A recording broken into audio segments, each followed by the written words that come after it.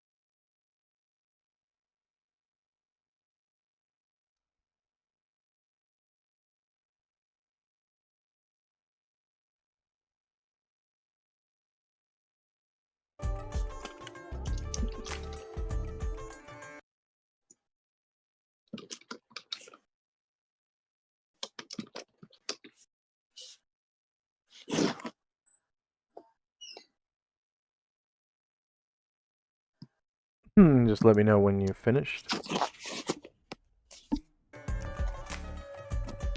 And then with that, he also leveled, so I took off the 18 HP and added 2 in back in. You can do the level later. Okay. Oh, yeah, yeah. Okay. Okay. Yeah, I won't do the rest of the stuff, but I'll just do the HP. Yeah.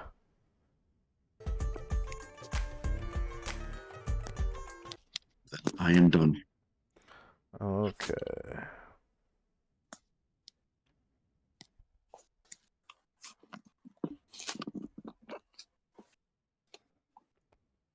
So go ahead when you get onto the next map, set yourselves up for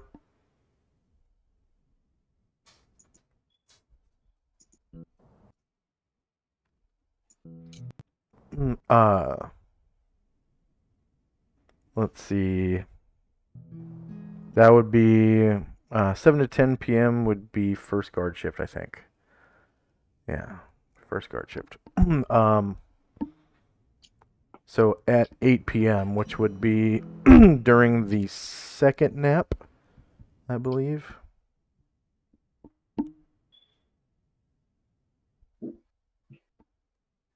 Time was it? 8 p.m. Yeah, I think that's first during the floor, second. first nap. Looks like we do 8 to 9 and 9 to 10.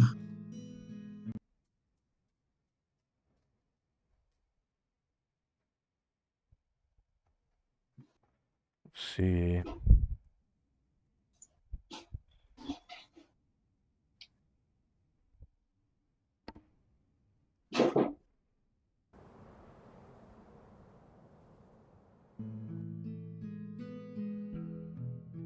Okay, I need to change this actually. The daily routine. Yeah, it's weird.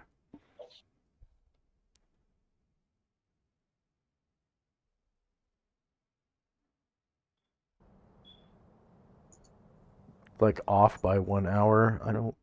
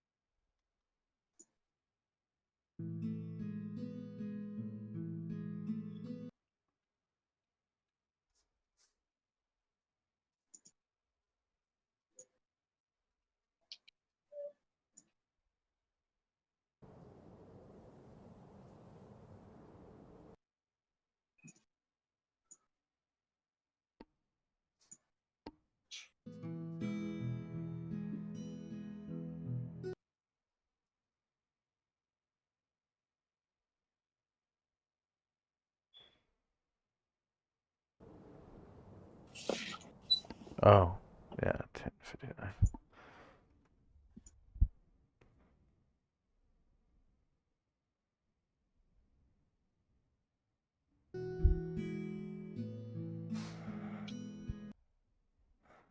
Seven a.m. to 9:59, or 10:59. 11 a.m. to 2:59. 3 p.m. to 6:59.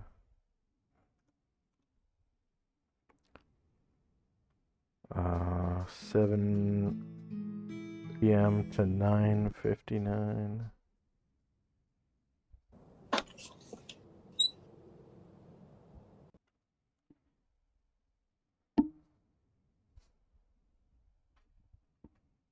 On 11 p.m. to 2:59.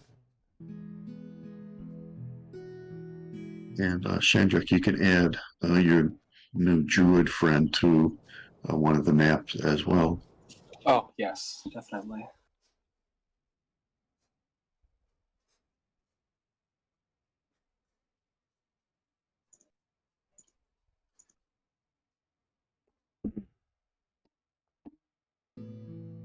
Three a.m. to 6:59 a.m.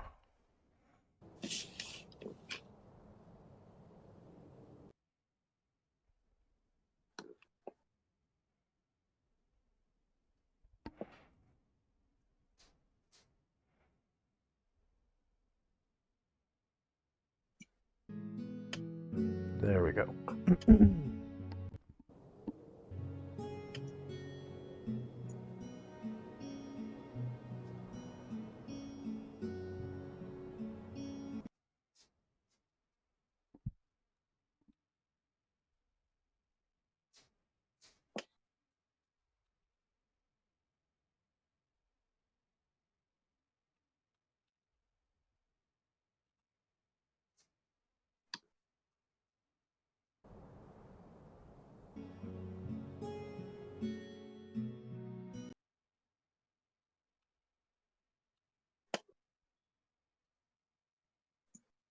All right, now the guard shifts are accurate. I have no idea how that happened. 7 a.m. to 10:59, 11 a.m. to 2:59 p.m., 3 p.m. to 6:59 p.m. 7 p.m. to 9:59 p.m.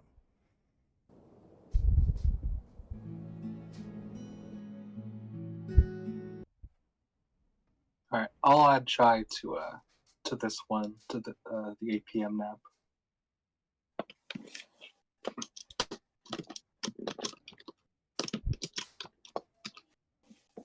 Seven p.m. to 10:59, not 9:59.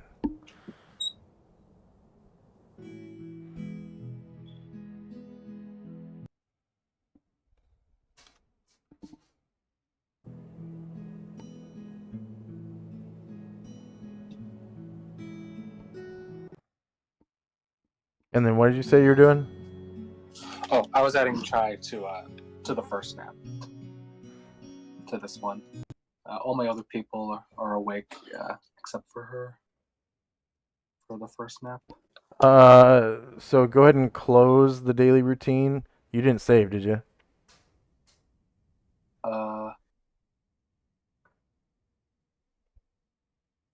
No, I just closed it. Okay. So let me double check again. 7 to 10:59, 11 to 2:59, 3 to 6:59, 7 to 10:59, 11 to 2:59, and 3 to 6:59. Okay, so now you can open it up and edit All right, sorry. and add her to the nap or whatever.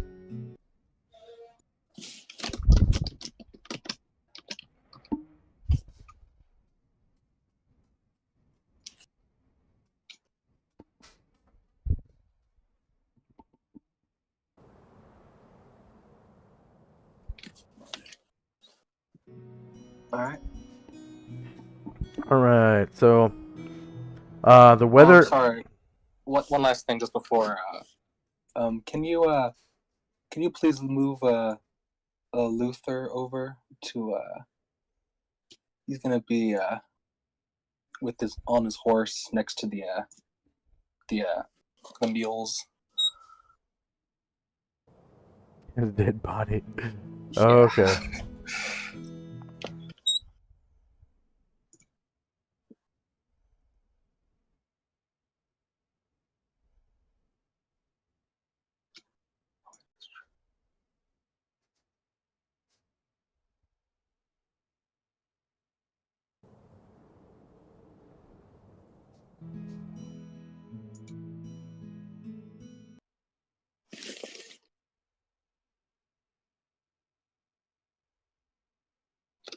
All right. So, at 8 p.m., which means during the first.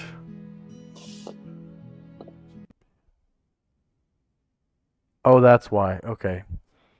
You guys spend the 7 o'clock to 7:59 hour, um, setting up camp, and then at 8 p.m. is when the nap starts, and it goes from 8 p.m. to 8:59 p.m., and then the next one goes from 9 to 9:59.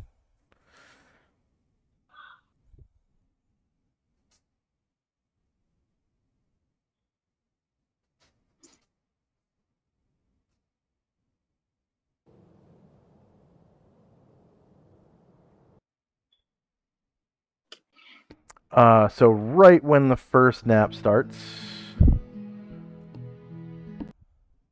see if there's any surprise. Probably not. The weather is gale right now, so very fast winds. I'm gonna turn animation off because it's like causing the music to skip. It's usually not this bad.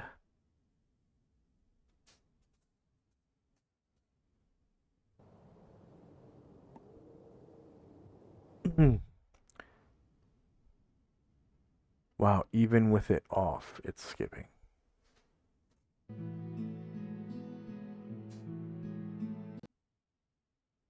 Yeah, that's redonkadonk.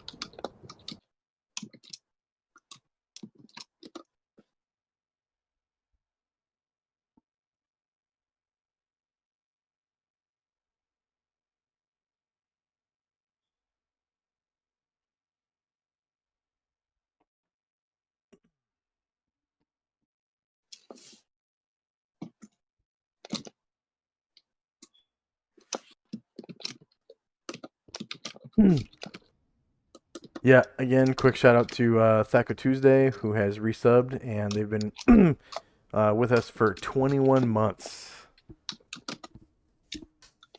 Glad to have you.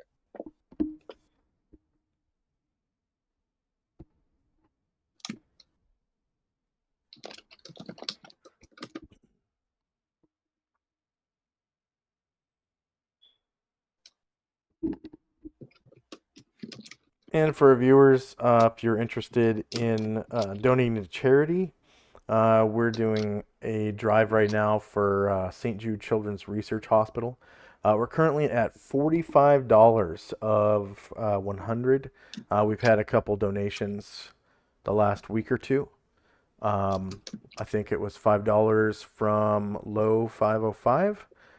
Check out his channel if you're interested in Curse of Strahd content. Ravenloft in general. I don't remember which edition. And then I think he also plays tanks. And then we had a viewer, Mofi Codes, donated $25 about 4 days ago. Yeah. Shout out to Mofi Codes if you're out there. Thank you very much for that donation. I'm just waiting on my tabletop to reload.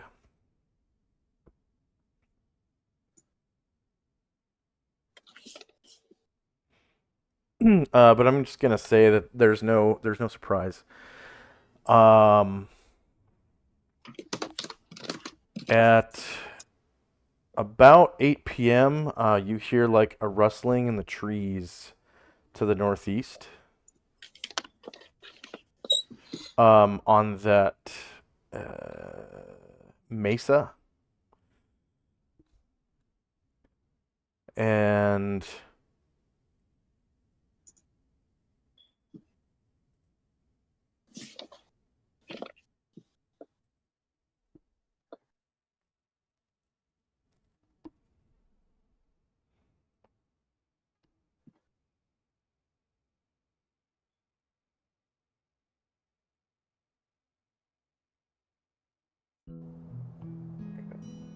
start that.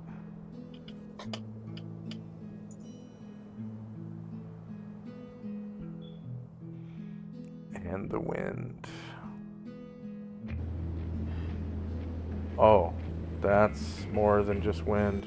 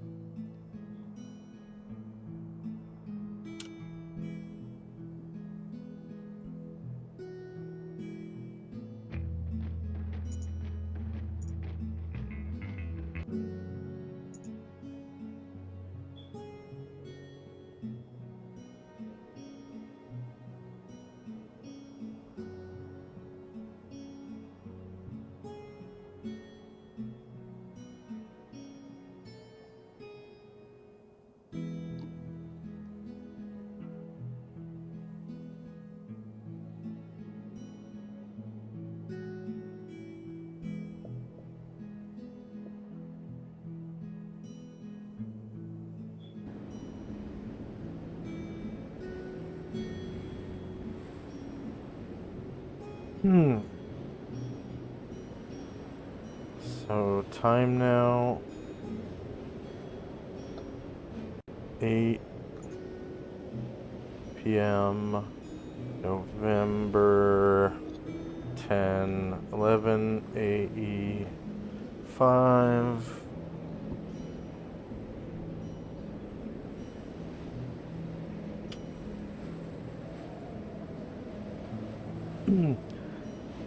All right, so there's this strong wind blowing through the scrub, and all the bushes are waving back and forth. And Erdrin can hear something kind of scraping through the bushes on the mesa up above to the northeast. And he can see a little bit of smoke blowing away in the wind. So the wind, I guess, would be traveling northwest, and he can see smoke blowing that way from right behind this tree right here, or bush. And he kind of takes a look momentarily, and after a moment, he sees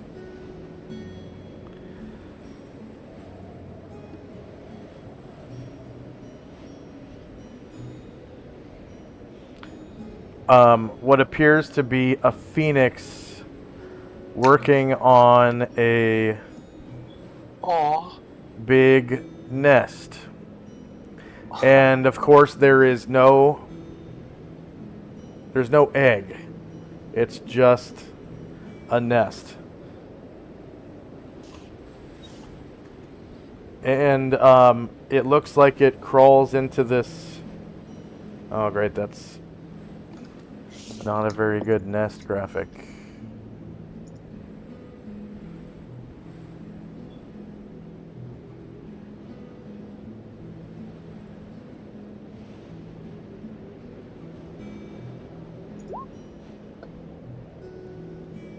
I have a crow's nest.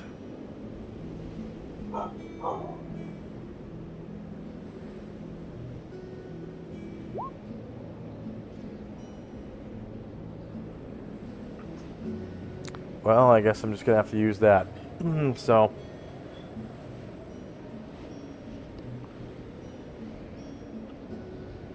yeah, this phoenix kind of crawls into this nest over here, and you can see it. The bird begins to like smolder.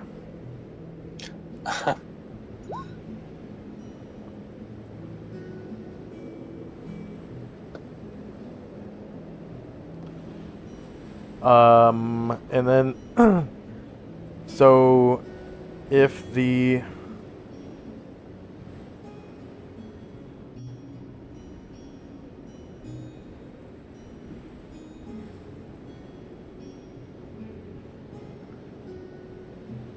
player characters at this time could please roll.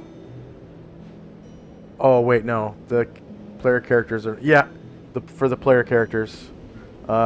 Please roll base size initiative. That way there's 2 factions, I guess. We'll go by companies.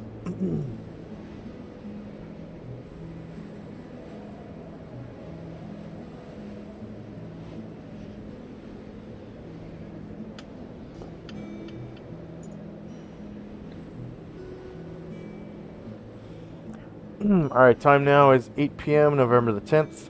And first up is Chandrak's company, so not necessarily Chandrak himself. Yeah, so, seeing that, Arjun will kind of turn around and be like, hey, Chief, and, whoever's still awake, look at that.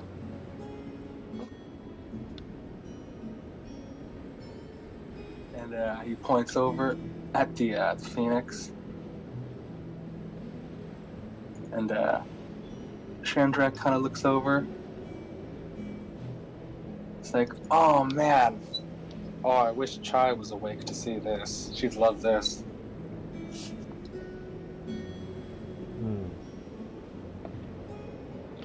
And, yeah, I think we're just gonna watch what happens. Alright. Tenzi and Company. Tenzi and Ashra are napping, and Zalman will he's going to move over to try to get a better view, but he's going to still stay within the camp and just kind of watch the Phoenix. All right. So end of round. Time now is well, actually it's the end of the round. So the Phoenix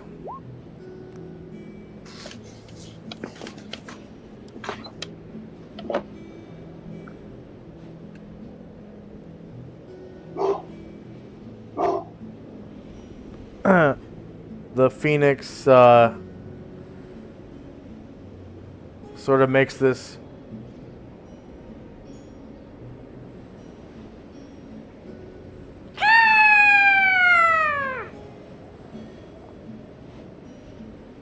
sound. It's like a phoenix call, and there's a huge explosion. It explodes into simultaneously a firestorm and incendiary cloud. So the brush around here catches fire.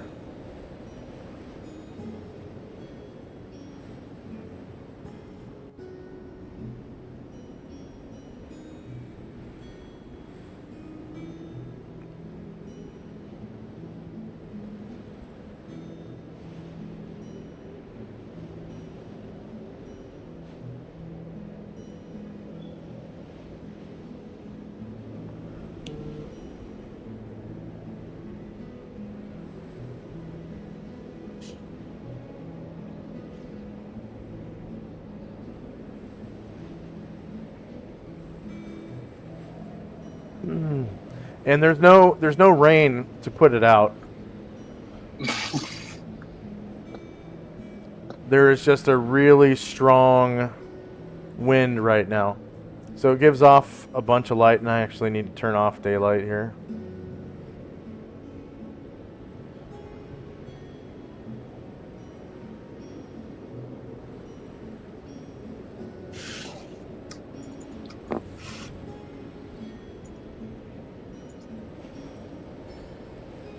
So it gives off a bunch of firelight. You can see it burn brightly.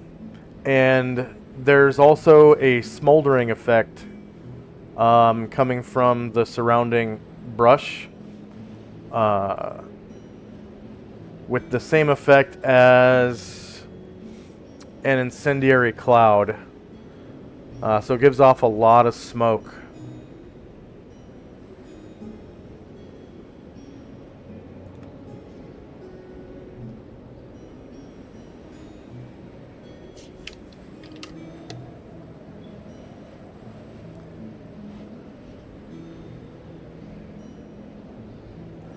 And the smoke is just kind of blowing off towards the northeast, like that.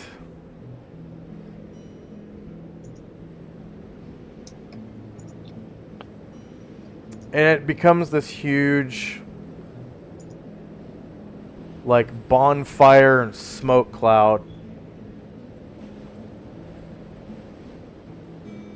With the smoke blowing off to the northwest, I'm sorry. Smoke blowing off to the northwest.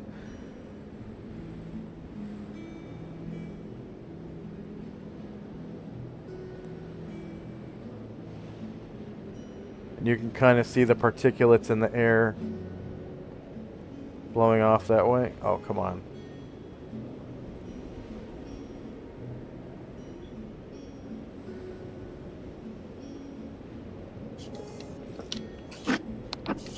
This huge cloud of smoke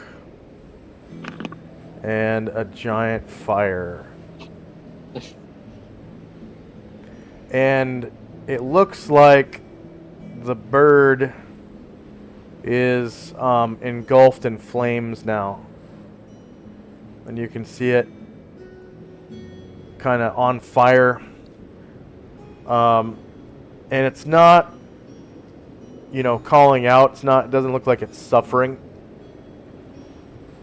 But it does look like it's dying, like it's sort of laying down in its nest and is being consumed by the flames. Okay, end of round. Time now is 8:01 p.m. And next up is Shandrak. So with I'm going to say with a religion check, anyone is able to figure out what is going on.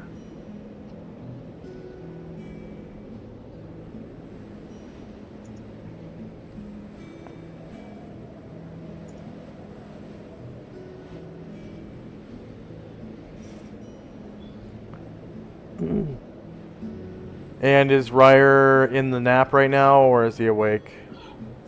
Nope, he's also awake. Okay. So Ryer comes over to the edge of camp here.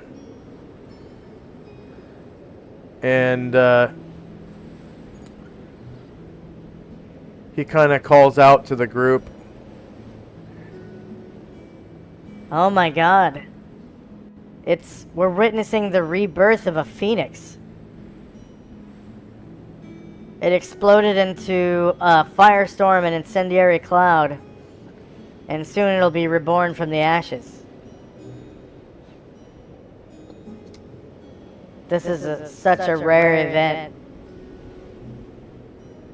We should consider ourselves lucky to have witnessed it. And This he is just beautiful. he looks on in awe, and he starts playing his guitar.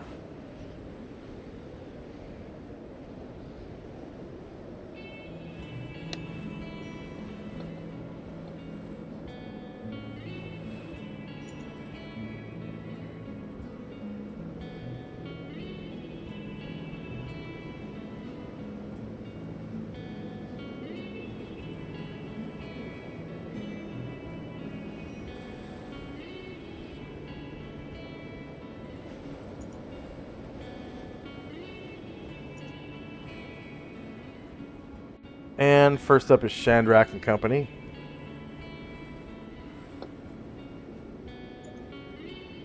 Yeah. I think seeing that, Moen will finally be like, huh? And he'll start to come on over just to get a better look. And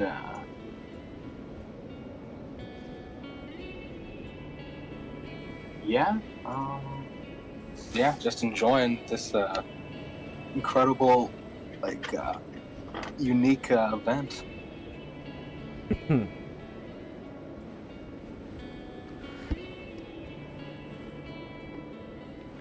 All right.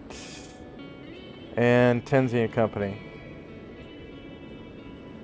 Zalman looks on, and does it look like the fire is spreading?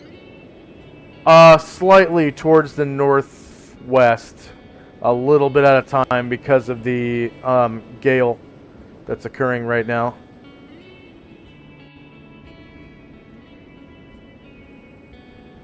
Okay, so he's going to just kind of watch it and make sure that doesn't like get out of control, and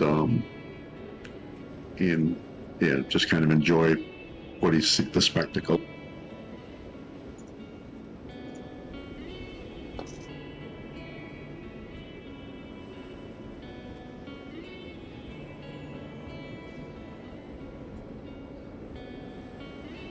Okay. And the fire does spread a little bit towards the northwest, kind of creeping along.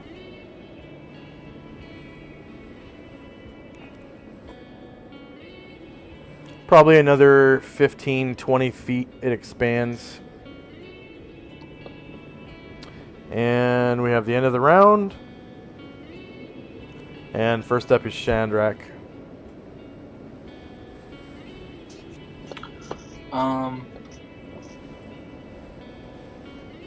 I think that, at this point, Shandrak would, he called some of his people and just, start to reposition some of our horses, just in case the fire spreads around where they are.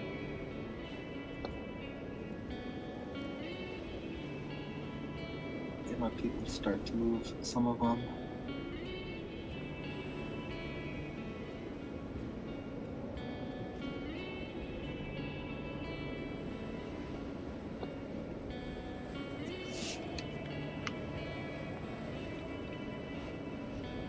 All right. And then we have Tenzi and Company. Zalman's going to go to our pack horse. I think that's where I got it. I got to look at my sheet here. He's going to get out the alchemy jug. All right. And just kind of wait here by the horses, and if the fire starts heading towards us, I'll try to put it out with the alchemy jug. Okay.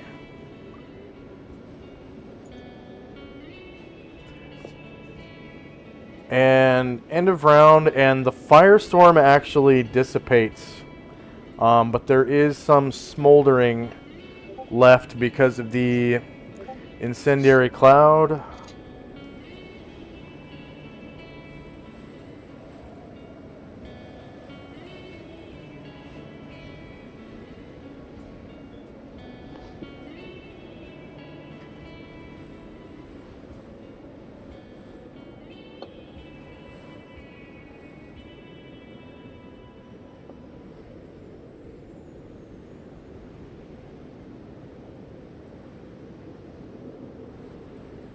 And first up is Shandrak and Company. And you can see that the smoldering is actually increasing in its intensity. And you can see little embers start to come up and blow away in the wind. Chandrak will ask Moan just to see if he can go a little closer, just to shed some light.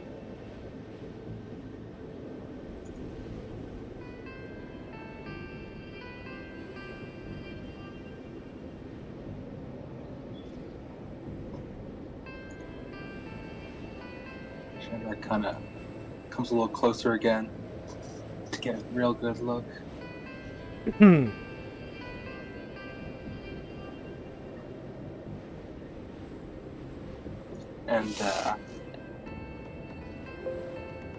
yeah, I think that's it. Just yeah, looks like stuff's still going down, so he's still watching. All right.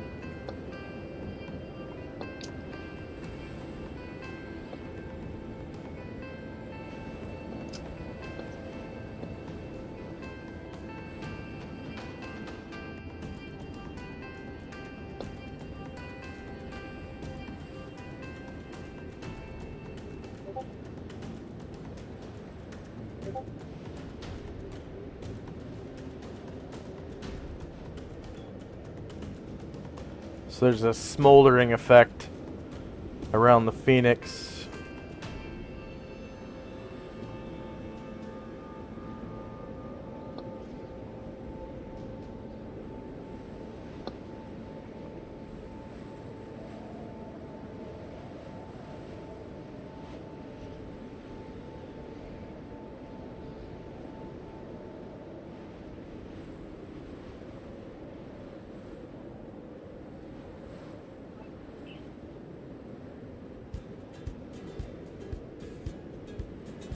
And the smoke is still drifting to the northeast.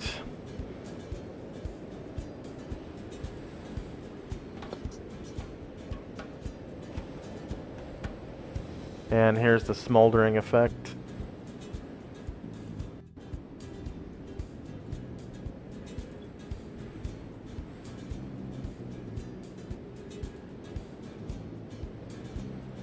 And of course, the smoldering effect gives off light as it kind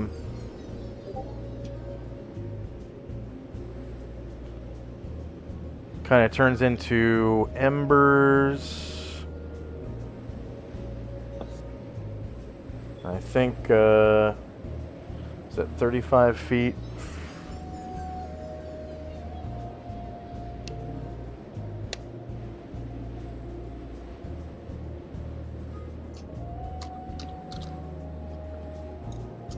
Like an orange firelight.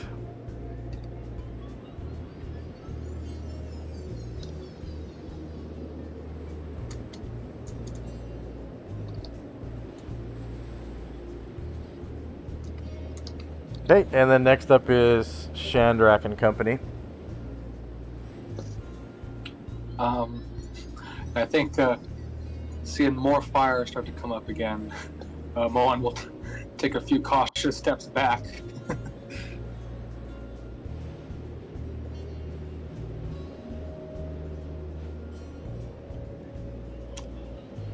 And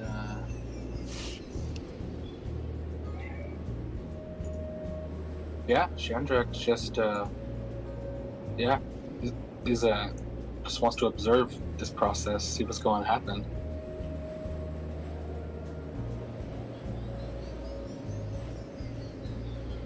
All right. And Tenzi and Company.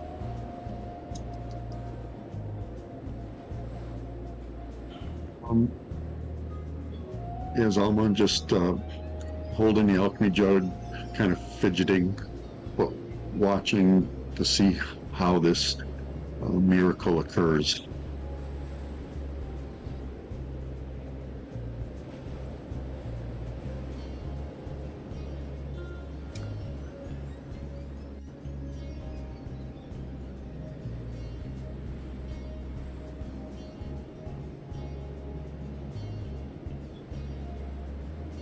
Okay, so the phoenix actually disappears in this smoldering effect.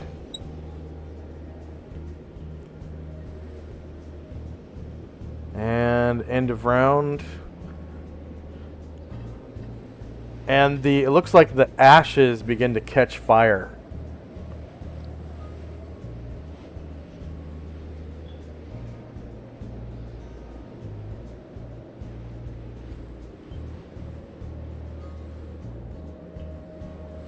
So where the phoenix was, the ground lie in burning ash.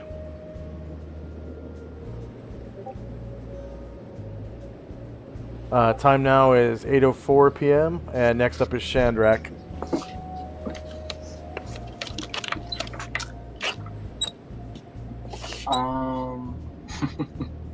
You know what? Actually, yeah, Chandrak is going to he's actually going to come back into the tent where the people were napping. And he's going to try to lean down. He's going to try to see if he can shake Chai Yai awake. Chai, you need to see this. And I don't know if she can be awakened from it. I'm gonna give her a saving throw versus spell to wake up. I know normally there isn't a saving throw for the nap, but if she does wake up, she won't be able to, rememorize her spells. Yeah, this is the first nap, though, so Yeah. we'll hope she'll forgive her for that. So go ahead and roll saving throw versus spell for her.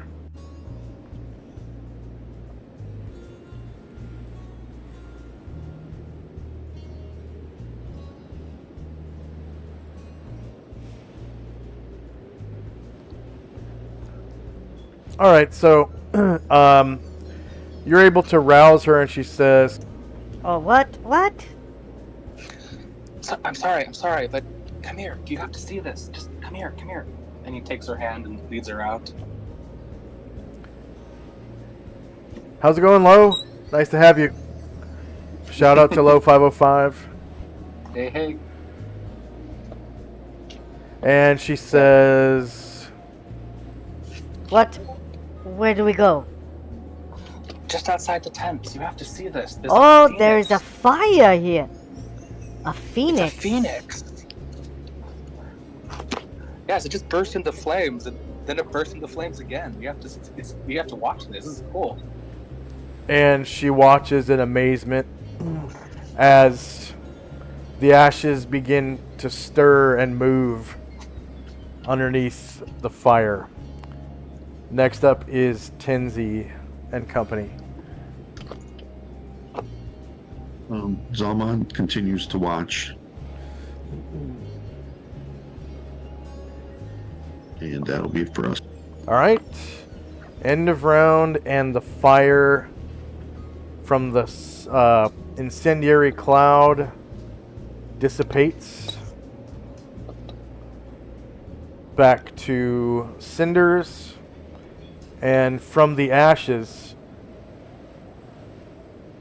arises a much smaller phoenix, as it appears to be cracking out of an egg buried in the ash.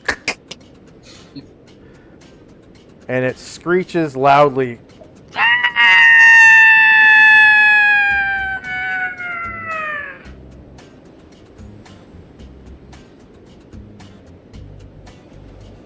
And crawls out.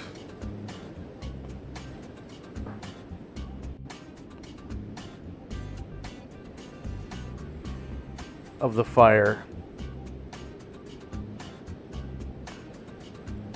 And it spreads its wings, unable to fly, of course, because of the gale, and shakes the ashes from its feathers, revealing these beautiful, like golden, I think they're gold when they're born. These beautiful golden feathers, bright gold.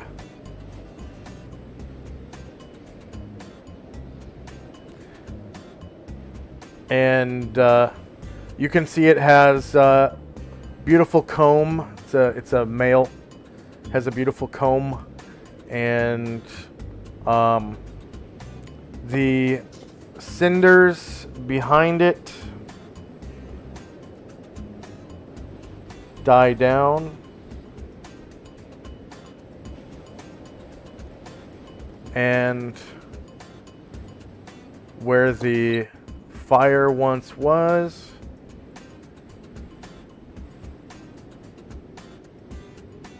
is now only ashes.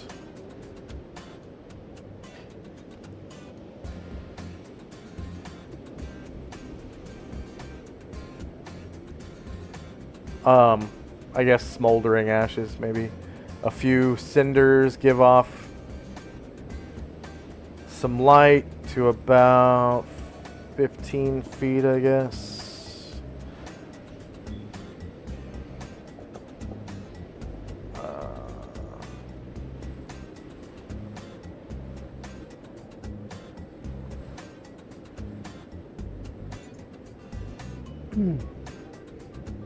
And there's still smoke billowing away from these ashes.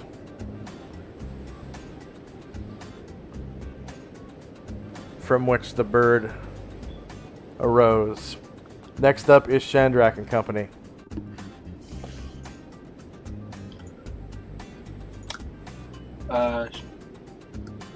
Yeah, I think Chandrak's people will kind of, now that the fire's kind of died down, they'll just kind of slowly approach the Phoenix. Not want to get too close, not scare him. Just getting a little closer. It doesn't seem scared of you. It actually has been kind of looking at you, and it doesn't look scared or flinch as you approach at all.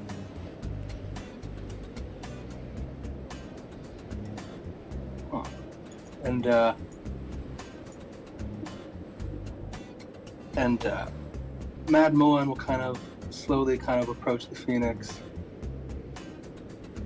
and try to see if he can kind of like pet one of its wings. So that's it's going to be a 15-foot climb to get up there. Oh, okay. Okay. Right. Well, he is not the man to do that. So he will kind of look at the Phoenix, kind of reach out. He's like, oh. So he's down at the bottom of a cliff right here, and he can't even see it. He can't even see it from where he stands. Okay. Oh, that's okay.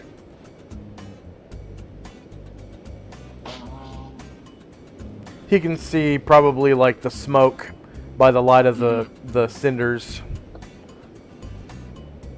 I have a question about second edition. Do they make initiative a D20? No, it's a D10. And then every action has a speed. So there's weapons have speed. Every spell has a casting time, which is essentially the same thing as a weapon speed. And then there are generic action speeds. There's a table in the player's handbook, and it's stuff like use a magic item, drink a potion, use a breath weapon, which is actually really fast. Breath weapons are super fast in 2nd edition for some reason. The higher the number, the slower it is. Breath weapon has a speed of 1, so that's really fast. Psionics have a speed of 0 because it's all mental. Big weapons have a speed of like 9 or 10. And then like gargantuan creatures, like big ass dragons, if they're not using their breath weapon, they're using like, claws and bites, it's a speed of 12. So the size categories go speed of 0 for tiny creatures, and then small and medium creatures have a speed of 3 if they're not using weapons or casting spells or whatever, if they're just moving or like punching, wrestling, stuff like that. And then large creatures, speed of 6, gargantuan creatures, speed of 9, or no, huge creatures, speed of 9, gargantuan creatures, speed of 12. And you're very welcome, Lo. Thank you for asking. And then anything else for Chandrak and Company? Yeah, so if there's if that's where the cliff is, Chandrak will try to climb his way up there. Okay. And yes, they did keep the speed. Not the speed factors, but the initiative roll is a D10, and then you modify it with speed factors to get your actual initiative, and that's for when you roll individual initiative. Okay, so we've got checks. It's going to take 2 climbing checks to get up there. And the 15 feet count as, like, double the length because it's a climb, like, similar to 3rd edition's difficult terrain. So climb walls, and it is... it's not sloped inward. It's not rope and wall. It's not vertical or worse, like a castle wall or something. I'm gonna say it's got abundant handholds though, because there's like rocks sticking out and whatnot. And then you're not wearing armor at all, are you? Nope. And then conditions are dry because it's not raining per se. And there's no miscellaneous modifier. Alright, so you make the first 10 feet. And see, abundant handholds, leather none, dry. Alright, you make both your rolls. It takes 30 feet of movement off, which is 6 squares. But you're not in combat right now, so your movement rate is doubled. You have 24 squares total, minus 6 would be 18 left. If you haven't already moved, that is. Alright, yeah, I think I started there, so, And cool. the Phoenix is looking right at you. The Chandrak will kind of slowly come to the Phoenix, like, hi, my name is Chandrak, what's your name?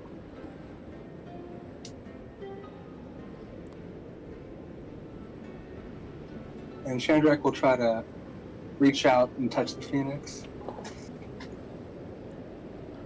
Okay, so you can feel this limited kind of telepathy / empathy coming from it. It is feeling of comfort, like the feeling that you get when you're holding a cat and it's purring and you're petting it. Oh, okay. Okay, and it doesn't really speak. It just conveys this feeling to you of comfort, and it actually comes up to you. It's not on fire or anything. It's just that its feathers are gold colored, and it comes up to you and it starts rubbing its comb on like your chest. It's like pretty small right now. Starts rubbing its comb on your chest.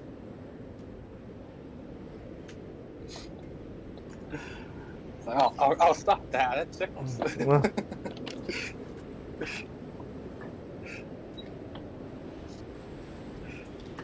And go ahead and make, if you have spellcraft, go ahead and make a spellcraft check.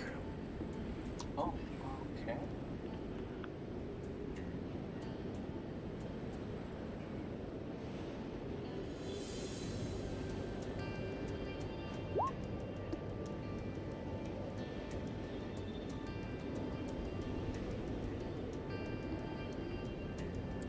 You find that its feathers would probably be useful in the crafting of several healing magic items.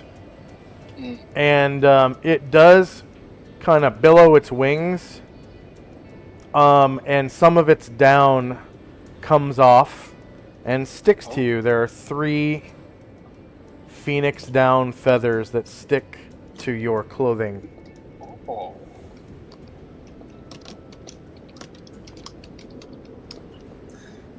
And you So notice what that they kind of- have healing properties. Okay.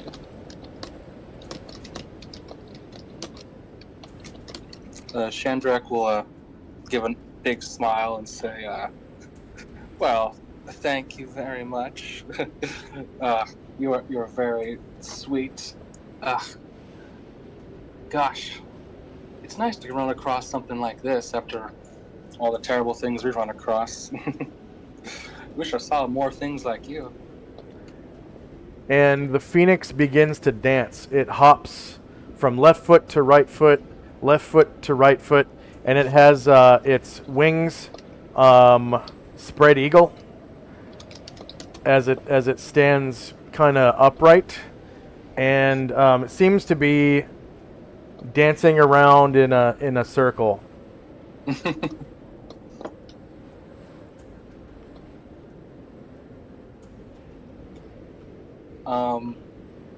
And Tenzi and Company. Tenzi and Ashbur will continue to nap, and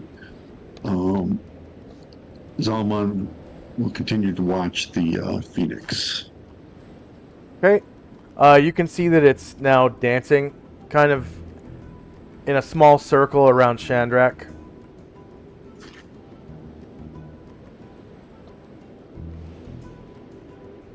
Like so.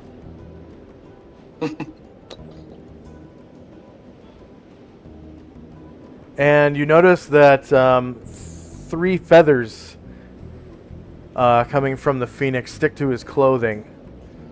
And he kind of... Did you gathered them up?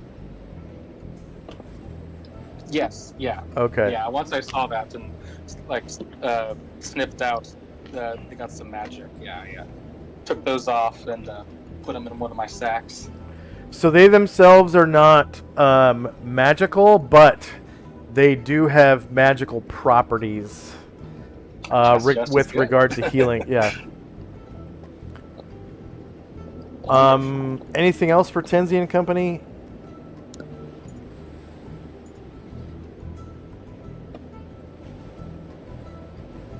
All right, I'll take that as a no. And with that, the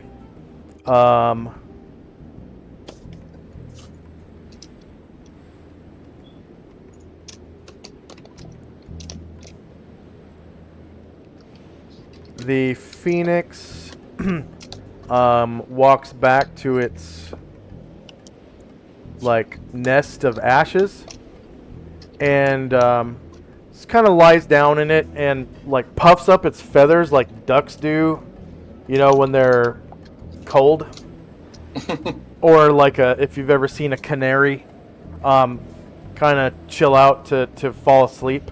That's what it does. It just kind of puffs up its feathers, and you can see the wind blowing across its beautiful golden feathers, and it sort of nestles its head or its beak underneath one of its wings. And go ahead and roll another spellcraft check at this time. So you notice something about, or you may notice something about its beak. Okay, so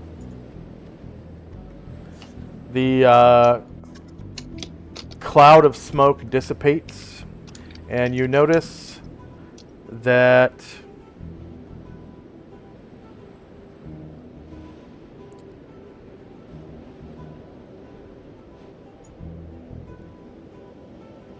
oh, I'm sorry, not spellcraft. Appraising, if you have it. I do now. Okay. That's a recent yacht.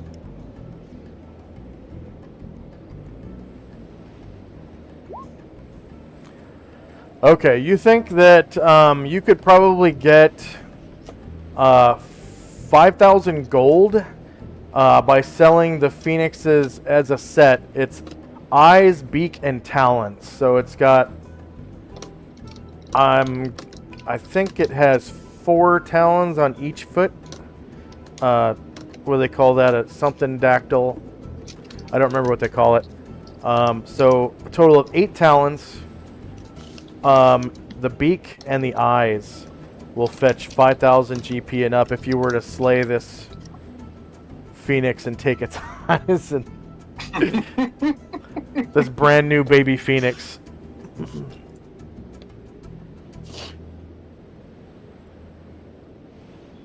Yeah, I think that a quick appraisal might flit through his mind, and then he'd be like, "No, that's no, that ain't worth it for this beautiful thing. That's no." Okay. Next up is Chandrak and Company. Yeah, so the little birdie is sleeping. Chandrak will give it a little nod, and then move 5 squares south and climb back. The way you came? Yep. All right.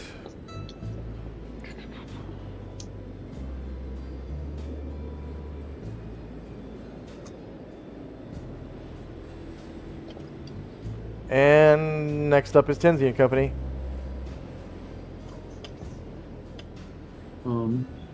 Seeing that the fire is basically out and the Phoenix has gone to sleep, Zalman will go and return the alchemy jug to the pack horse and go back by Ruckus and just rest. All right. Let's see, there are 2 player characters right now. How many NPCs do we have? Minus Luther. And minus Ashriel, because he doesn't gain experience points. Yeah, I have 4. 4, and then Tenzi. 1. So that's a total of 5. So the bird wasn't actually defeated, so I'm not giving hit dice bonuses. Even though you tempted me. Yeah. But you do earn... Each player character earns a total of 4,222 points for witnessing the birth of the Phoenix. And then if you have 2 classes, it's 2,111 per class.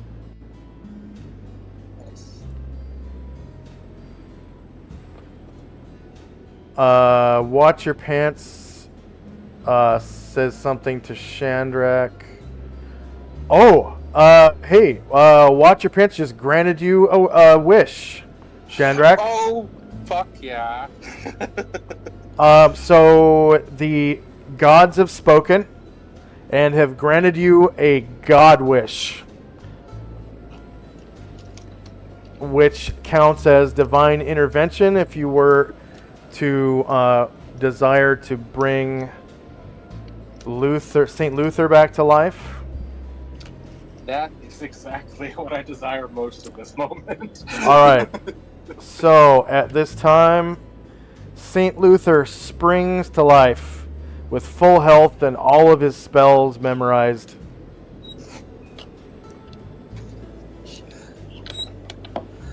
Luther! Oh god, Luther. Oh. Chandrak And he comes sits running up. He sits up in his saddle.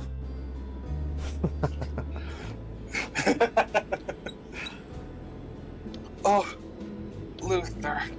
The Phoenix just was born again and now you are. This is incredible. Oh, it's Shadrach just trying to just hug at him. And he kind of sits up, and from beneath his helmet you hear this whoop. I just had the most terrible dream. Yeah, so did I, buddy. What was yours? I dreamt I washed up on a sandy shore, and there was a Adrian fisherman standing there, and he greeted me by my name, like he knew me. And I was taken aback, and I walked the sandy shore all night. It was nighttime, but the sun never came up. And on distant shores, I could see islands with lit houses and castles. And I just wandered the beach all night.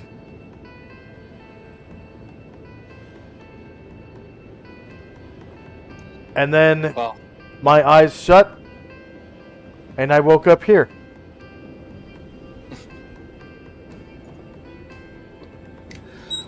Oh, God, Luther. Oh, that Nell Feshne did a number on you. And you were a goner for a minute. And, Oh, that's right. I was stricken by lightning. Yeah, you were. It was terrible. Ugh, and I don't even know what came over me, but after seeing that phoenix brought back to life, I don't know, I just wanted you back the same way, and now you're here. He nods and takes the reins and looks around. And next up we have Tenzi and company.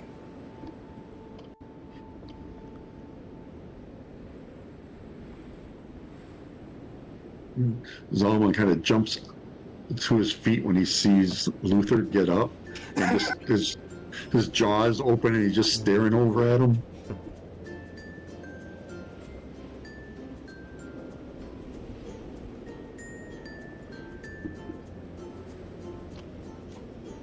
And that's it. He just kind of stares over there in disbelief. Yo, nice to have you back. Yeah. Great to be back.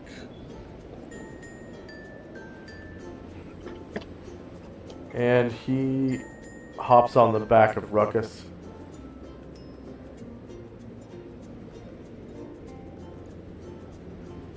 And rides over.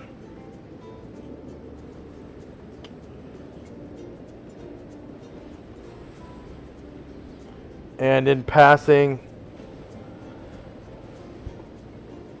Luther, he kind of slaps him on the back with a sword gauntlet, or sword side, his right gauntlet, and comes back around.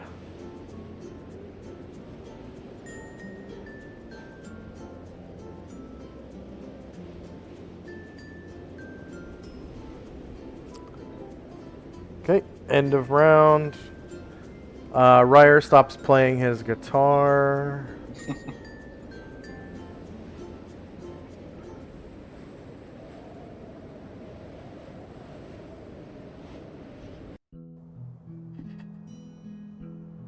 And he kind of comes back over to the group. Okay. And things go back to normal for the time being.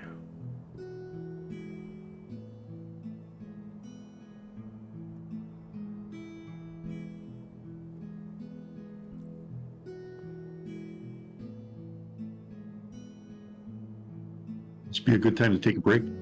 Sure. Yeah, let's take you want a full 5-minute break? That'd be great. Yeah. Sure. All right, we'll be back in 5.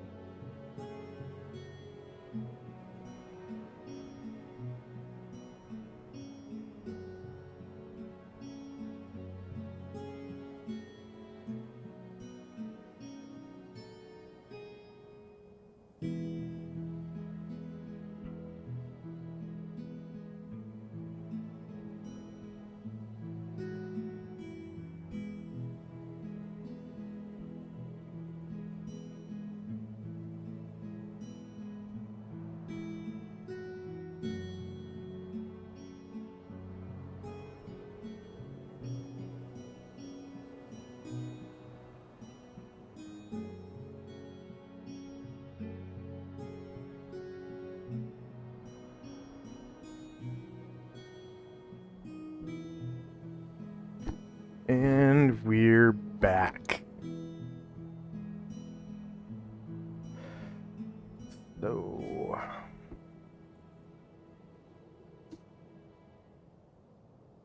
back out to the coastal region.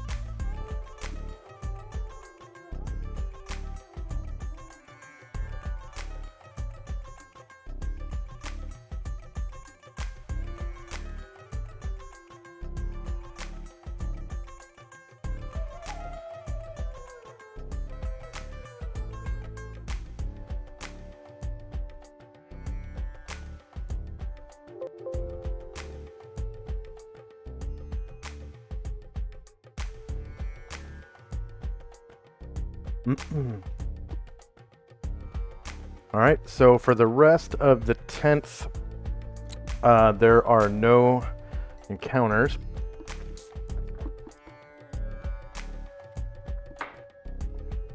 Is there anything anyone wanted to do during the night of the 10th? No, I'm.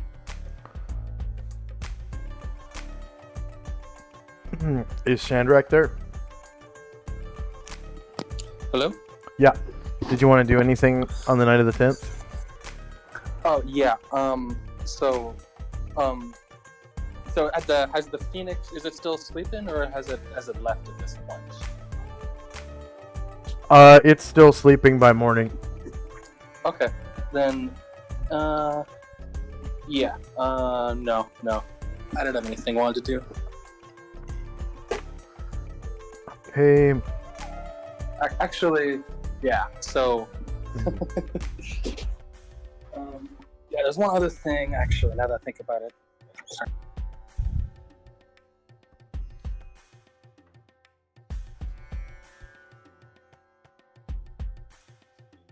What's that?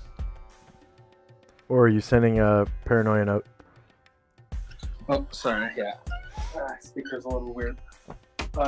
Yeah. During the night, Shandrak would like to try to sneak over to the Phoenix, and just to try to get like a handful of the ash.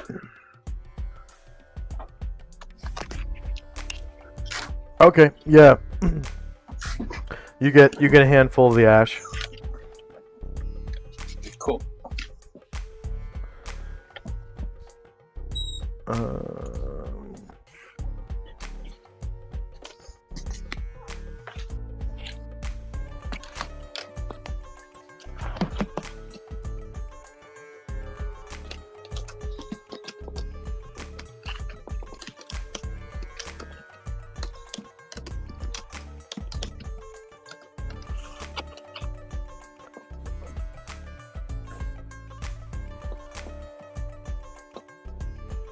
Okay. Random encounters.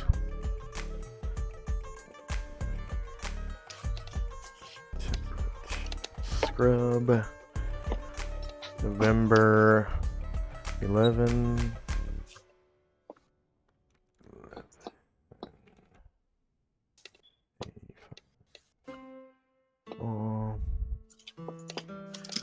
Okay, today the weather changes to favorable with no precipitation, so it's just kind of like maybe light breezes every now and then, and there's no rain.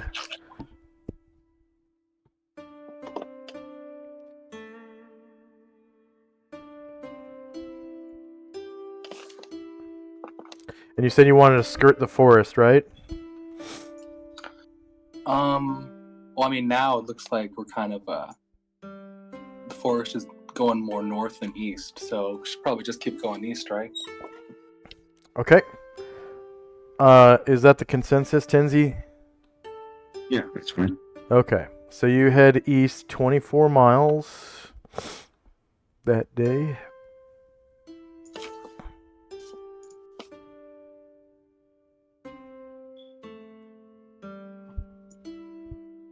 And you make it to there.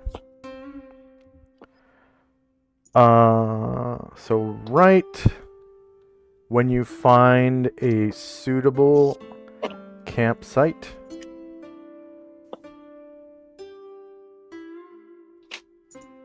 you have an encounter.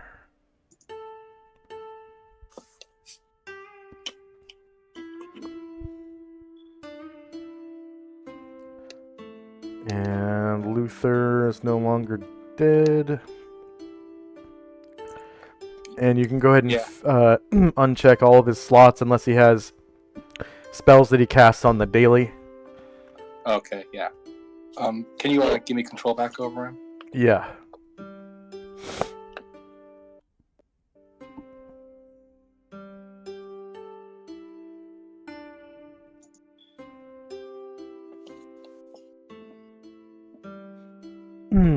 So for our viewers that weren't there, Saint Luther is the party's cleric, and he was killed by an Alfeshne's call lightning spell.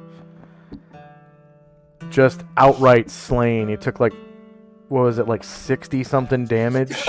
Yeah. And his max isn't nearly that much, so it took him to negative a lot of health beyond -10. So in second edition, there's an optional rule called hovering on death's door where you don't die until you actually reach -10 health. So you collapse when you reach 0, and then you die at -10 or beyond. At -9 you're still alive, and you're unconscious between 0 and -9. And it took him beyond -10. He just died by a call lightning spell. So that was pretty tragic.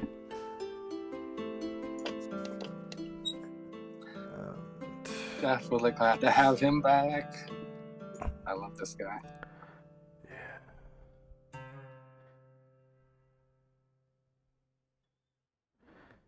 Temperate scrub. And now we're back to bushes and ivy.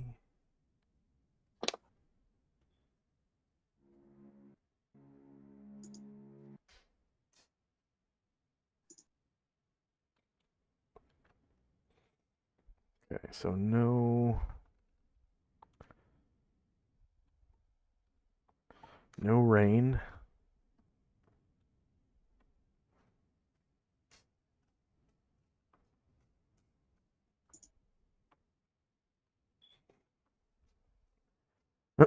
And yeah, time now is 6 p.m., so we've got daylight on.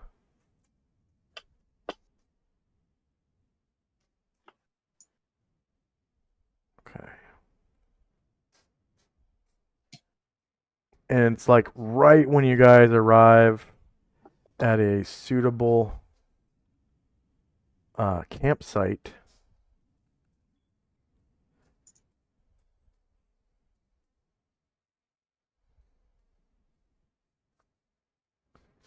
Let's see, I'm just going to remove everything from the tracker and add that it is 6 p.m.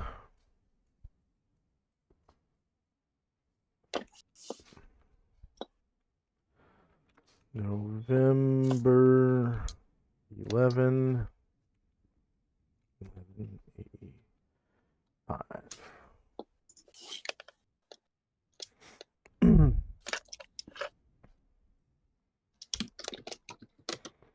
Okay, so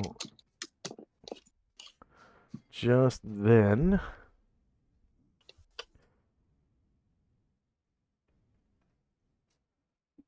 I'm going to say that there is no surprise. You feel the earth trembling beneath your feet. It feels similar to an earthquake. And then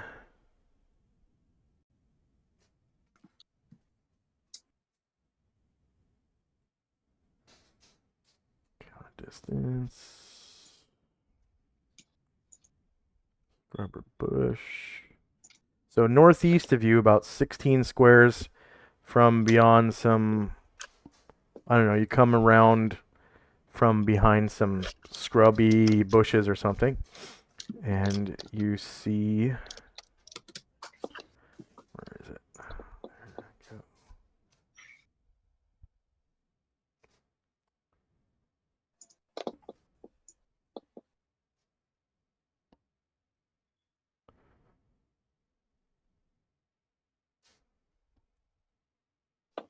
go. Oops.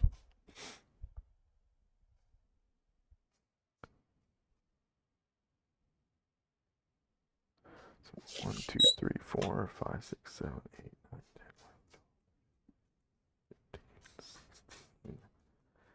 11, 12, 15, 16. You see one of these kind of stand up. Oh, And another one behind it. Looks like it might be like a mated pair. But it looks kind of like, they look kind of like Godzilla. So this is what the token looks like.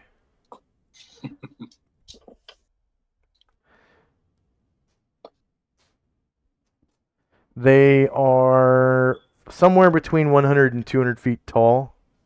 I'm going to say that these two are 200 feet tall, so about as tall as Godzilla.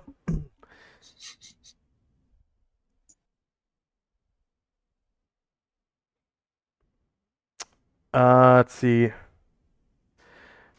The head is somewhat small in proportion to the body. It has 2 glaring eyes of gold.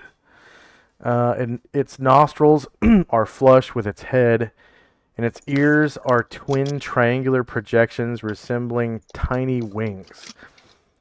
Its mouth is a wide slash that nearly bisects its entire head and is lined with rows of long fangs. They don't speak, but they emit a deafening roar.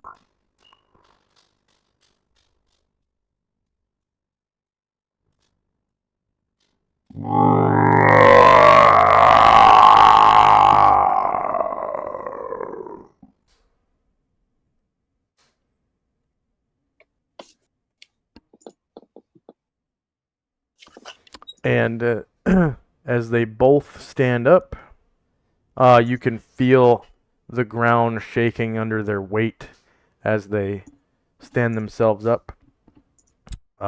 They both begin to approach. And we're now in initiative phase. Just as you get to a suitable campground.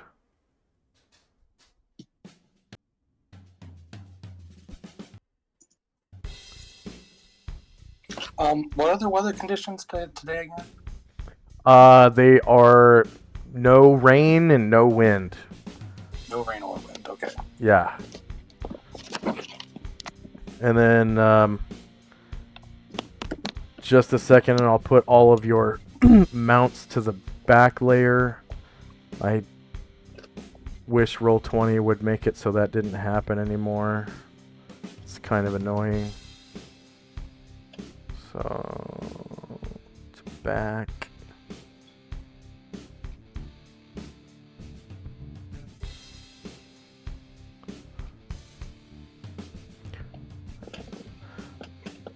So for those who don't know, anytime you copy and paste a group of tokens like this, it pastes them upside down. So mounts are now on top of their riders, which is pretty annoying.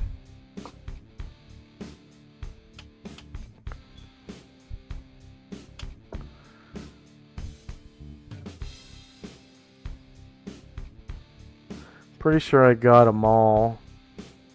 Is there any that I missed?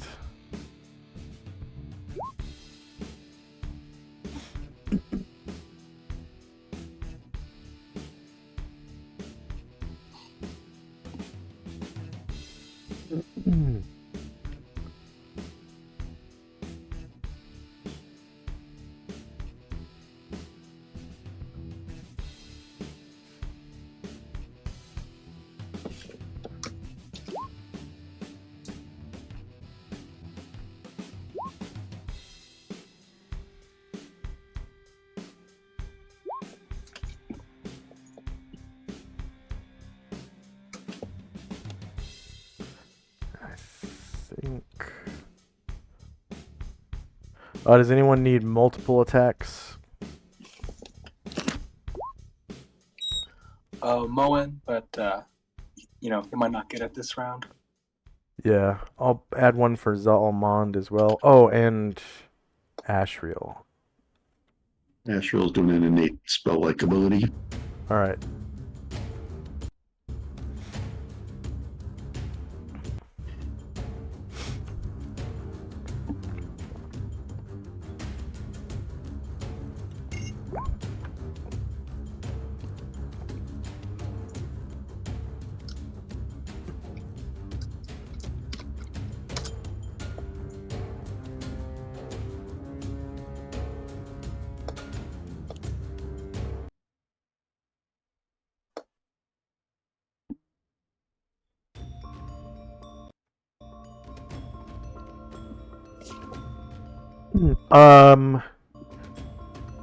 Low 505 says mounts, and are you using jump gate yet?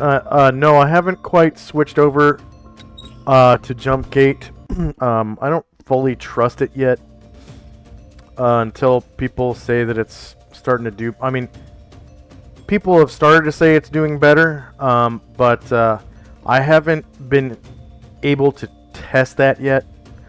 So I probably will within the next few months.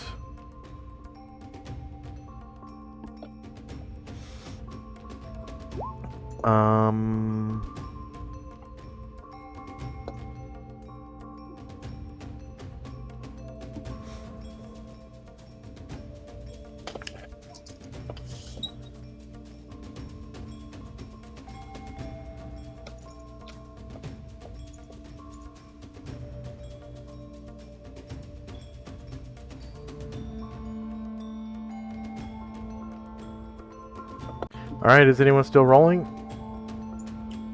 Yeah, sorry. That's just...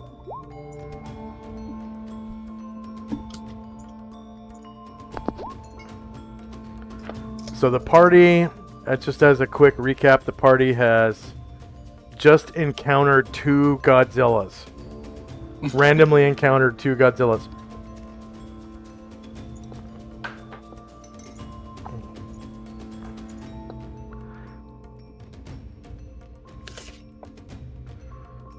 All right, is anyone still rolling?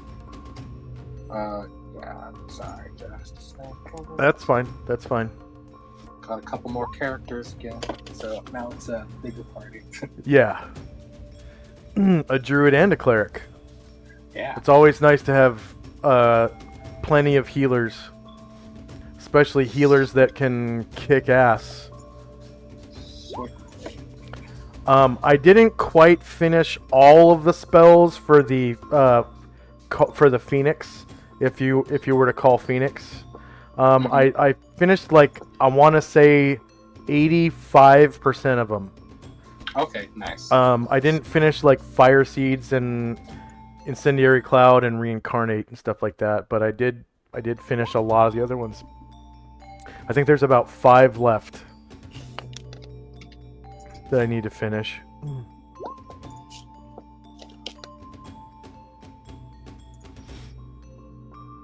But we do have Firestorm, I'm pretty sure. So if you were to do that's kind of like their main go-to. Okay, is anyone still rolling? Okay, now I'm done. Okay.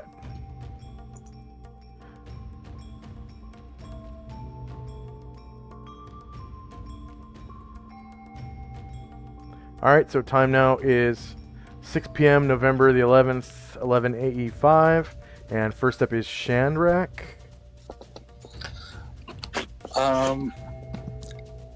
Sandrak sees a few people casting, so he's just gonna try to slide off his horse. Absolutely. If he's not a proficient rider, okay, yeah, you are able to dismount.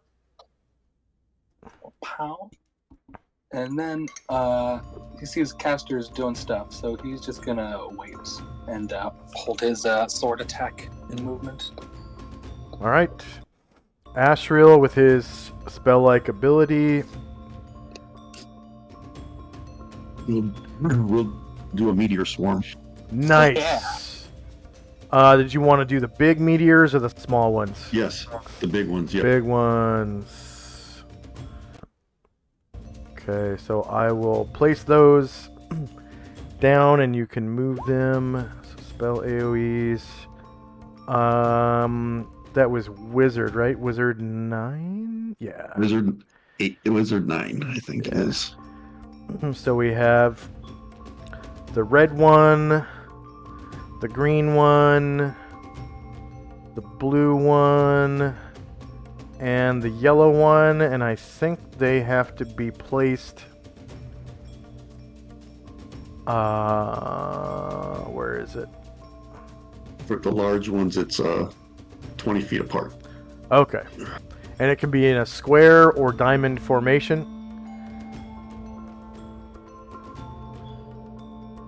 And anything in between the caster and where you place the meteors also takes damage if the meteors would strike.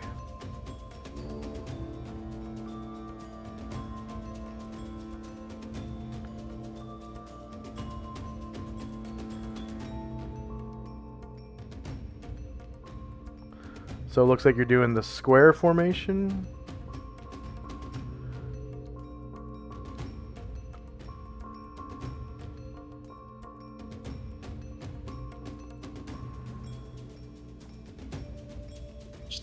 Check the distances. You said 30 feet apart? Yeah, so yeah.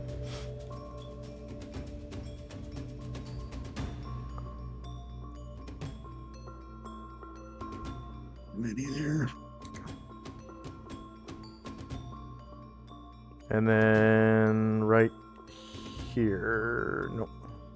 Yeah. Right there. Okay. So this spell is a big deal. Looks like this Gargantua is stricken by 3 of the explosions. And then this one would be stricken by all 4 because they have to go through his area. So that is... let me check to see if they have magic resistance. And they don't. So I think each one is individual save. Except for if you're in the straight line, you don't get any save. That's right. Yeah, I remember now. So let's see. If it's... Are you able to roll damage? Yep. There you go. Okay.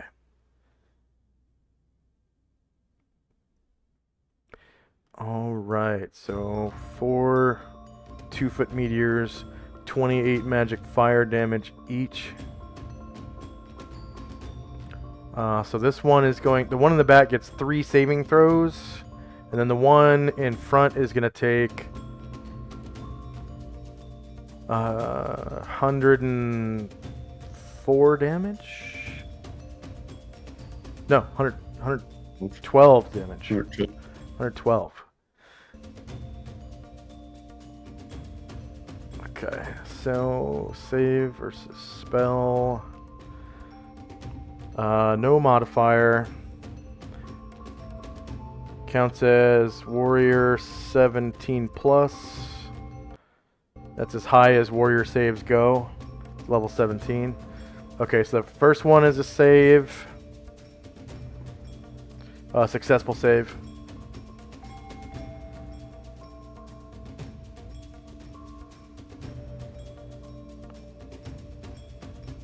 Second one is successful. And the third...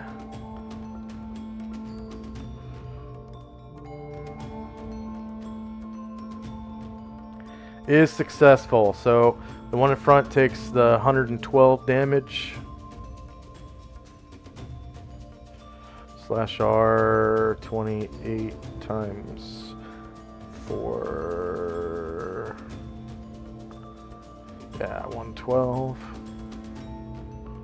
Minus 112. Enter. Has to roll. Actually, that was 4 different 28 damages, so it's not a death save. And then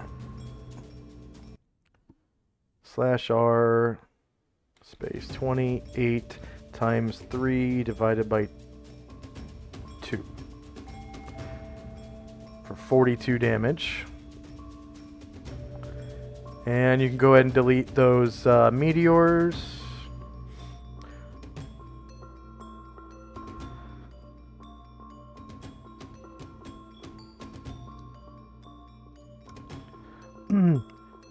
That's probably one of the best damaging spells in the game. So Ashriel kind of holds his hand out, and 4 meteors emanate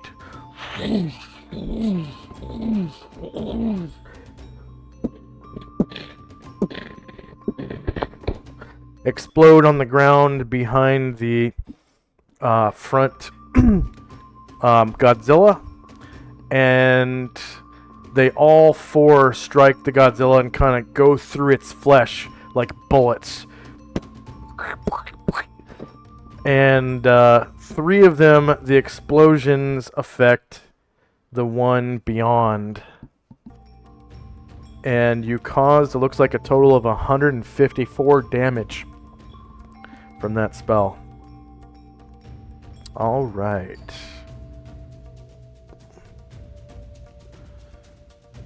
Looks like next up is Airdrin.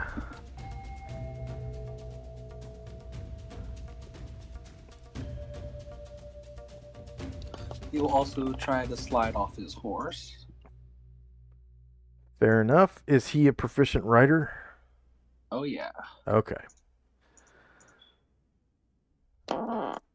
So, for viewers in combat, if you were to dismount, normally it takes a full, like a full horse move, action. So you could move the horse's full move and then dismount, but it's the character's only action to dismount. If you're a proficient rider, it's a free action if you pass the proficiency check. So Erdrin will try to slap off and then try to duck under his horse's butt and hide. fair enough. So Airdrin takes cover under the horse's ass and tries to disappear himself. And in second edition, that's a GM roll, so that the player is unaware of whether or not the roll was successful for an immersive effect. Next up is Ryer, the bard. That's right. Throw in his own fireball, just one.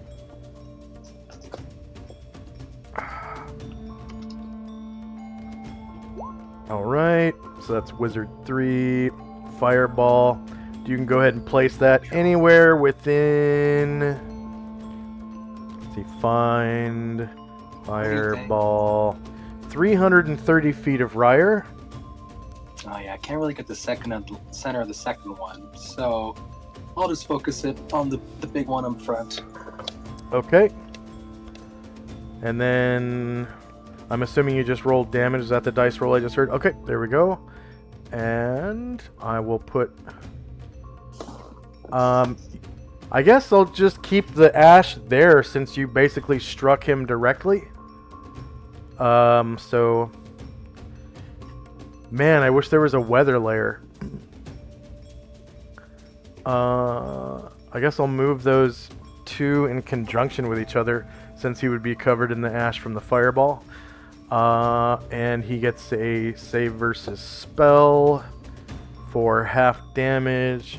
I'm not going to give him any kind of modifier. Counts as Warrior 17 plus for saving throws, and he's not multi-class or triple class, just one class for this monster. He makes his save and takes 15 damage unless he has some kind of fire resistance.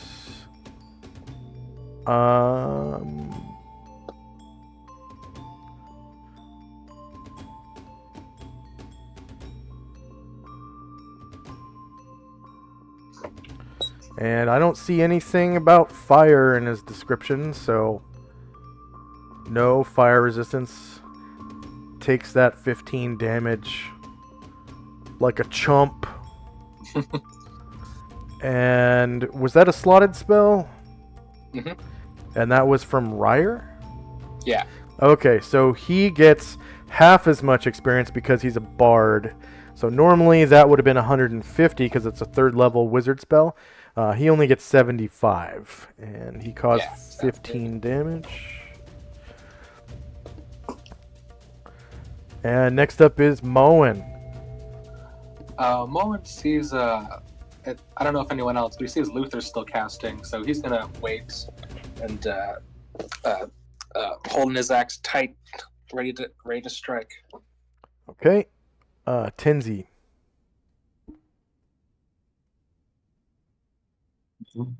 And he's casting a spell, but he's going to hold off letting it go until a little bit later. Okay. Can you do that? Yes, you can actually. Yeah, you can hold it until the end of the round.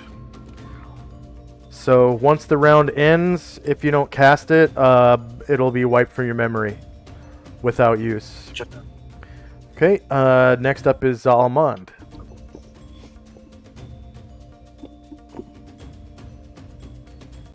Oh, and if you take damage between now and then, it'll also be fizzled.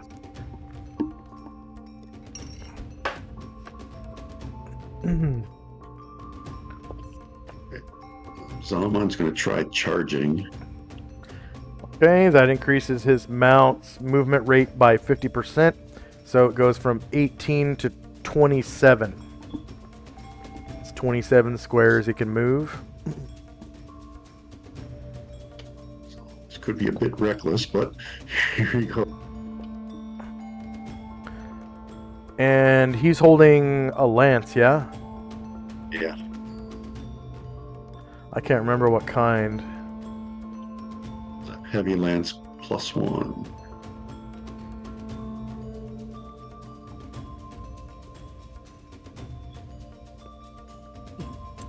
Is that close enough? No, it's the orange. Oh, Wait, okay. wait.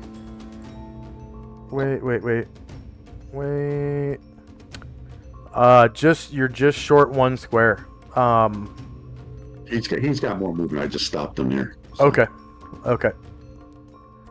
There you go. And you get double damage. So on your damage adjustment, you're going to want to put *2. Unless it's already programmed into the... Like, is there a charge lance? I think there's a lance charge on his weapon sheet. Because I used to use that all the time. He's my former player character in the campaign I was playing just before COVID.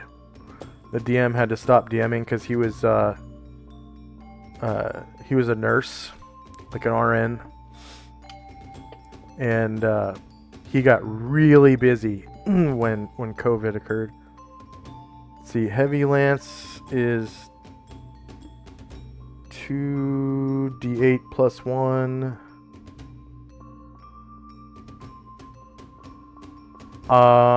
There's something wrong with this large creature damage. There's like... Yeah, there's an extra... I don't know why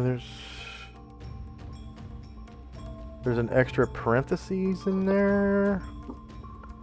See if that works. Heavy lance charge should... All right, and it already has the double I know in why. there, right? Hold on, I know why. Yeah, it already has the double in there.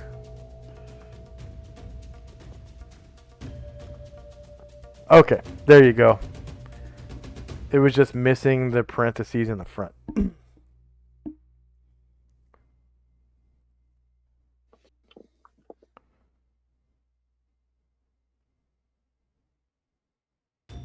$2d8. Oh, man, you know, it's hard to tell actually. I'm gonna have to look up the actual damage. So we got rules, gear and equipment, weapon and armor data, and got lance, heavy, d8 +1, 3d6. So this should actually be 2d8 +2.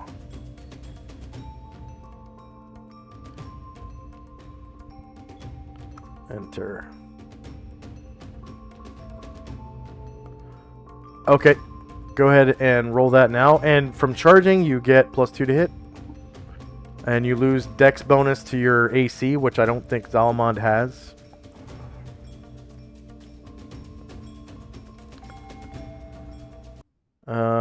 Actually, the +2 to hit might already be on there. I bet you it is. I think I had a problem because I think I keep getting the fireball as my target. Yeah, just click just to the left of the fireball, like over here. Should be fine.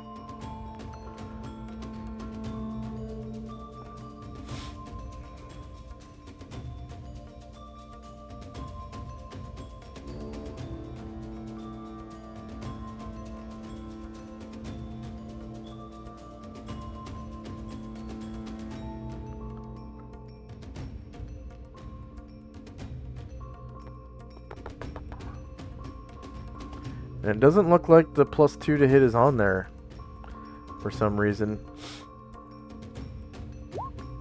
I did it manually, so Okay, good. And I will put it on there so you don't have to do it manually. Heavy lance charge, +2, enter. Oh, and you now have a longsword +3, so your attack and damage goes up to +3 instead of +2.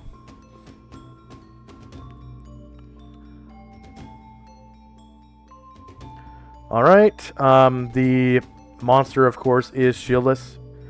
But you rolled a 2, so 5 versus AC 2 is a miss for Zalmond, unfortunately. So the lance just kind of strikes its skin, you know, and, you know, just bends, doesn't break, because you didn't roll a 1, but it bends the lance. It's springy, somewhat. And you just kind of like boing, kind of forces you back a little bit, and it stops you right there. Next up is St. Luther. St. Luther will cast a recitation. Recitation. So fine, recitation. That is a 60-foot radius. Oh, you already did the aura. So is everyone able to see that red aura? That's like, it's everybody. It's everybody except for Zalamond. So recitation is +2 to hit. And saving throws. Yeah. And then if you're the same religion, which no one is, you get +3 instead of +2. And these bonuses stack only with prayer and chant. Says by reciting a sacred passage or declaration, the priest invokes his deity's blessing upon himself and his allies while causing confusion and weakness among his enemies. And I think it has to be prayer and chant cast by the same religion. So he'll have to cast prayer later if you guys want to stack them. So recitation, I think we'll use, I guess, a red dot on the tracker. So red dot, Luther recitation. So you can put a red dot. And that includes your horses as well, if you want to track it on your horses. I'm not sure if you want to use your horses in combat or not. And then that'll be +1 per round. And then it has a duration of 9 rounds, it appears. So I'll give it -9 rounds that will count upward to 0. And remember, there is a 0 round. So when it says 0, that is the final round of its duration. And then once it gets to 1, it is no longer in function. How does a proficiency check work? You look at the stat for the proficiency. So if it's like a swim check, well, actually, I'll give you a better example. So let's say it's a spellcraft check. Spellcraft is intelligence -1. That's the check for it. And if you have 1 proficiency slot, actually, is that 2 proficiency slots for spellcraft? That's 1. It's 1. Okay, so some proficiencies cost more than 1 slot. This happens to be a 1 slot proficiency. So what you do is you take, since it's intelligence -1, you take the character's intelligence, subtract 1, and then you roll a d20, and it needs to be that number or lower, the adjusted intelligence. So if the character has 11 intelligence, then the check is 10 or lower on a d20. And I have these programmed in so that you don't have to check the stat and the adjustment and all that. It just rolls a d20 for you. I have checks and saves separated. So checks are a die roll where you have to roll equal to or less than the target number. And then saving throws, you have to roll equal to or higher than the target number. So I have those two separated. Alright, so Luther is going to get 400 points for recitation. Priests get 100 points per spell level of successful spells in 2nd edition. Okay, next up is one of the Godzillas is gonna move, and it is the one in the back. So you can always move through friendly squares. So it's gonna move through friendly square, I think. What's their movement rate? Their movement rate is 18, so it can move 18 squares. I think it's going to try to trample Zaalmond. And I think they actually have a trample attack. It's like a special thing. Tail, bite, right claw, left claw, trample. Zalman does have a stone skin. He does. Does his mount?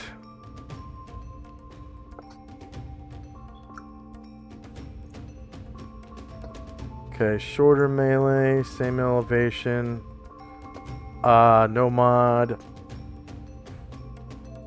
And no mod. So the trample. See, the wolf is shieldless. -1 beats AC 6. Wow. That was a natural 2, and it still beat his AC. And oh no. He takes 40. Ruckus takes 47 damage as the back Godzilla tramples over him, and then Zaalmond loses a stone skin charge. So I think that takes Ruckus right out.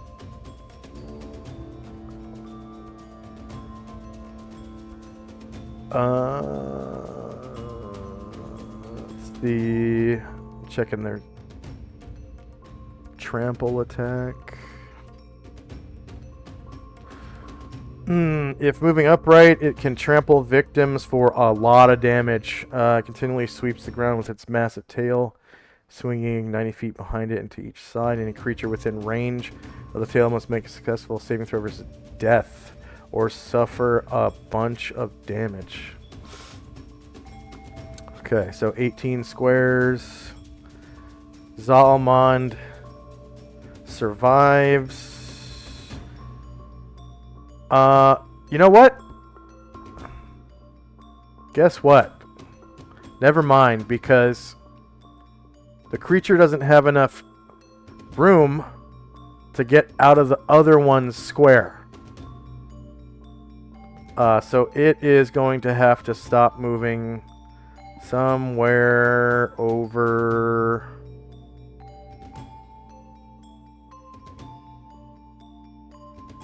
right about here. So these creatures are so big that they're kind of stepping on each other's feet. And it stops there. But the next one is able to trample. I would like actually Matt Moen is going to try to take his move now. All right, go ahead. So Moen is going to first try to ride his horse up a ways. And then he's going to try to make a horseman's check to jump off of it.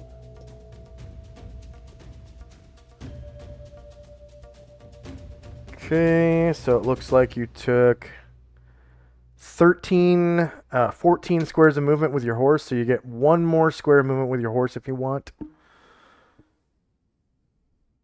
Nah, I don't need it. All right. And then, so he definitely slides off of the saddle and is able to take up to a full move and still get all of his attacks. So he will And- come on up to the toe of the one next to Zal and see what he can do. So for those of you who don't know, Moen is the holder of a Vorpal Great Axe +5. Very powerful weapon.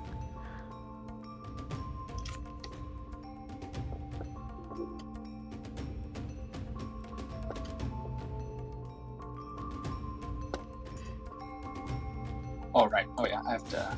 Yeah, same problem. The outside, not the fireball. All that.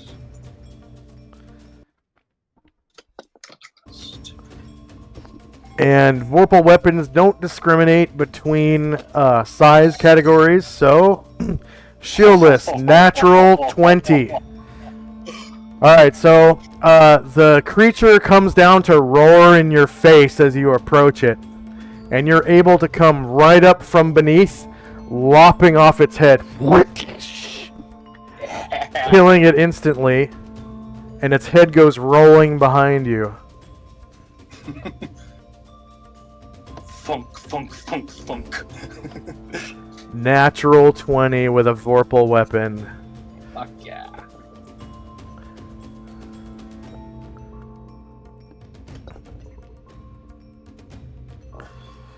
And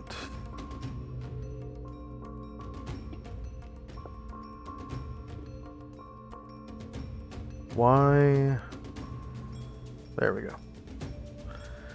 And the earth shakes beneath your feet as the creature topples backwards.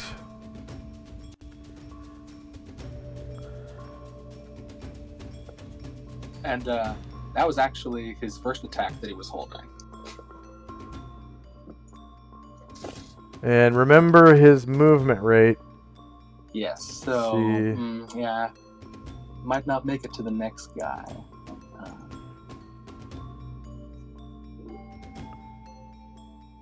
Yeah, doesn't look like it, but he will take his last 6 squares, swinging his axe violently towards the Godzilla. But not enough to connect.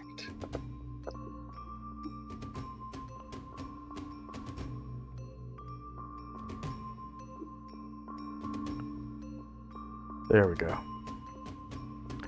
All right. Zalmond.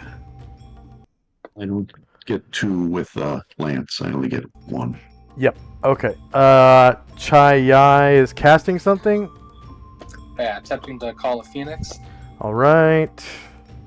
And Call. then Tenzi's going to throw off his spell too. Okay, that takes 2 Yeah. rounds.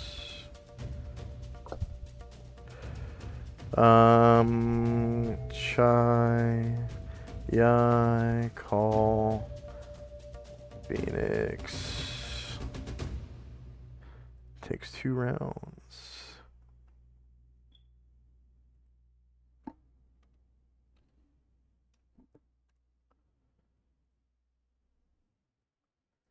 And that was Blade Barrier, correct?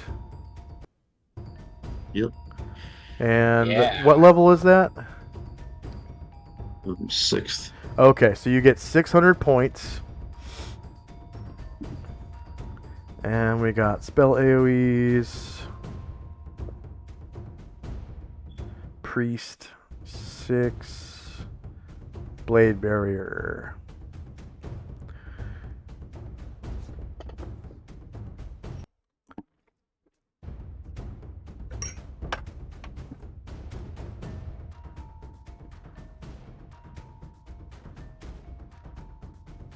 So, I think it goes there. It's going to be 30 feet in the air. so people can ride under it. All right. And I gotta move it back a little bit more. Range is 90 feet. Yeah, so yeah, that looks about right.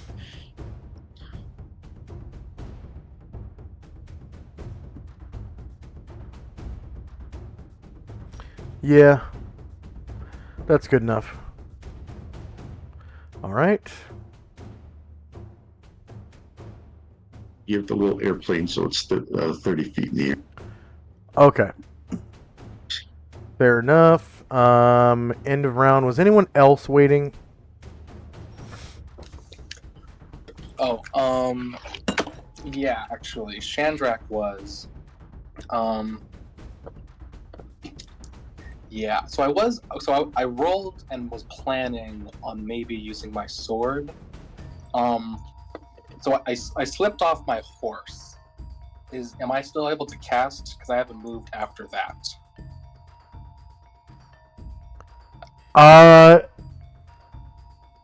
If that That's counts, fine. fine. Yeah, I'll take it. Yep. Yeah, I'll take it. I'll take it. Yeah, Okay. dismounting's like, I mean, it's a free action if you're proficient. So yeah, I'll allow you to cast a spell. Yeah.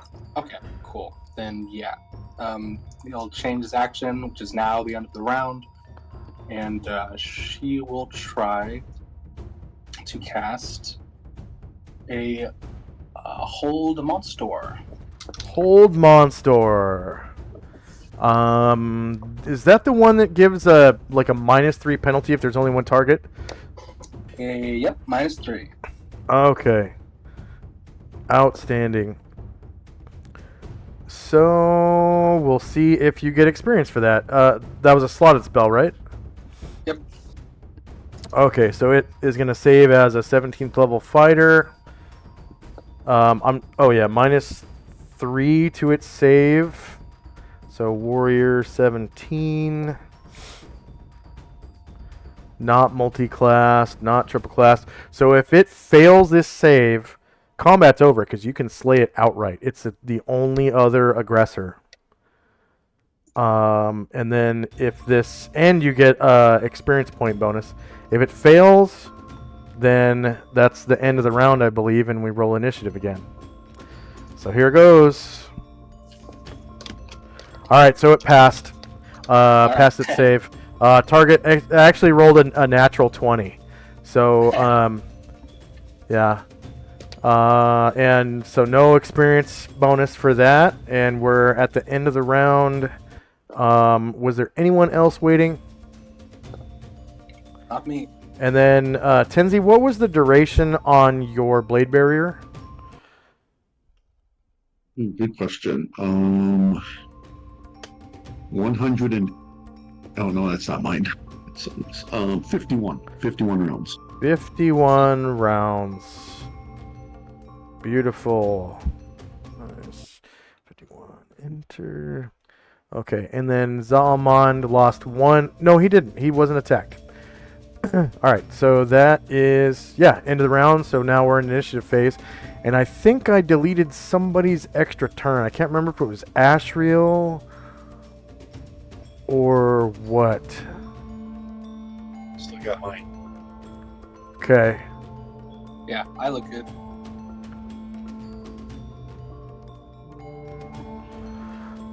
Let's see what their morale is. I'm actually going to roll morale for this Godzilla. Because, I mean, there was a lot of shit just fucking exploded and its like mate's head just got cut off. Yeah, I'm going to roll for morale here. Just to maybe save us some heartache. It succeeds. It's still fighting. Fighting on.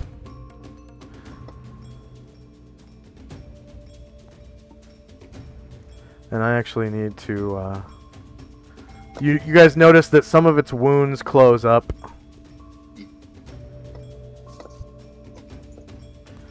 As it slightly regenerates. And it's like visible. Like, you know, it's all burned and shit.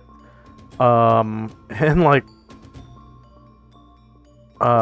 yeah, from the meteor swarm, and some of that regenerates. Actually, it's regenerate doesn't apply to fire damage, and I think it has only taken fire damage, so never mind.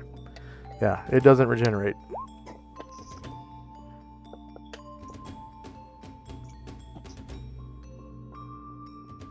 And is anyone still rolling? Yeah, I am. Yeah. Alright. So I'm just gonna fix this token real quick.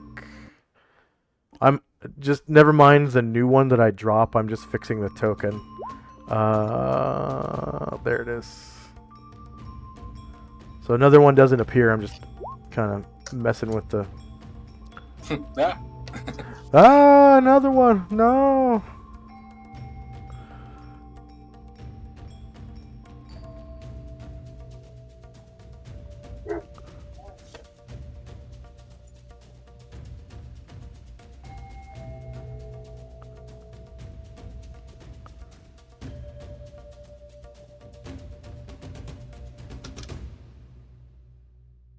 Okay.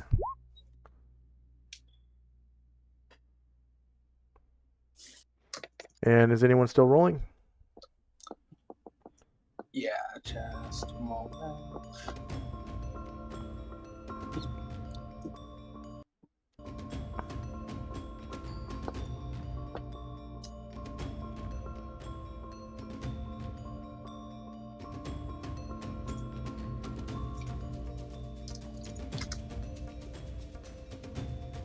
Yeah, I always forget the duration on that blade barrier spell because it's so long. I think at one point I was just like, screw it, I'm not gonna bother putting it down on the tracker. Okay, is anyone still rolling? One last thing. One last thing. All right. Yeah, if we're still battling after 51 rounds, we got a problem. Yeah, yeah. I think the only time in the history of this campaign that ever happened was in the final dungeon of the previous story arc. It was in a subterranean city, and one of the players flew through the whole city, aggroing like a bunch of devils and like the BBEG of the dungeon, and then flew around in a big loop and basically kited them back to the party. And it was an ongoing battle that lasted for like, it must have been like 70 rounds straight, which took probably like 6-ish sessions of playing just combat. And he was so sorry, like when he did it, he actually quit the campaign. Oh. He quit. Well, He quit. Did people die over it? There was one character that died over it. Yes. Okay. Yeah, one. Yeah. Well, gotta expect that. Yeah. Right? Yeah. It's That not was huge. that was Karen Glor's first death. Mm, Okay. Is anyone still rolling? I'm good. All right. So we've got Tenzi's Blade Barrier, negative 50 now. And we've got Red Dot is Luther's Recitation. Chai Yai still has 1 round left to call Phoenix. Time now is 6:01 p.m. And first up is Tenzi. Tenzi will dismount. And is he a proficient rider? He is not. Okay, He so will be shortly, though. He will be short. nice. Excellent. Oh yeah, because at the end of the session he's going to gain a level, and he gets a non-weapon slot, right? Yep. And I got 2 from my intelligence going up, one of which I didn't fill. So Oh, okay. Nice. So next up is Ashriel. Ashra will Oh, I don't know. So if he flies off his horse, does that count as dismounting? You know what? I'll take it. Since he can fly, he can just fly right off his horse. Because it's not... No. I'm not going to make you do that. Just make sure he doesn't fly directly into the blade barrier like a bird into a jet plane engine or something. He's, he's only going to go 10 feet off the ground. He's going to go right under it. But he can't quite get there. He can only go 30. So he's going to be a square short, it looks like. Yeah, one more back. Yeah, All right. can't quite get there. So for our viewers, Ashriel is an actual angel. He is a Deva, a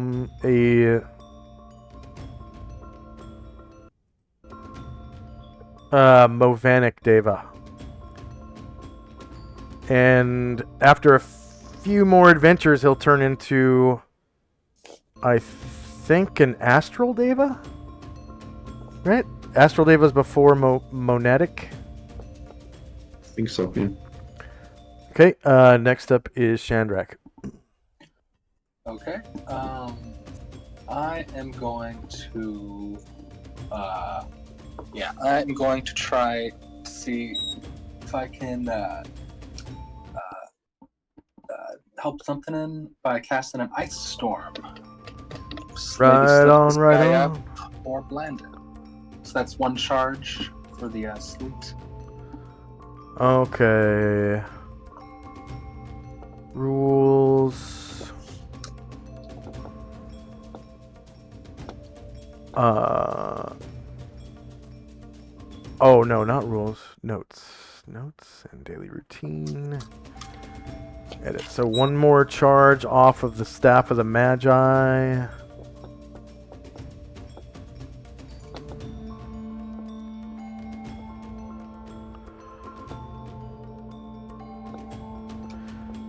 And I really should get a token for Ice Storm, shouldn't I? Yeah. Because you do like that spell, I've noticed. It is a really good spell.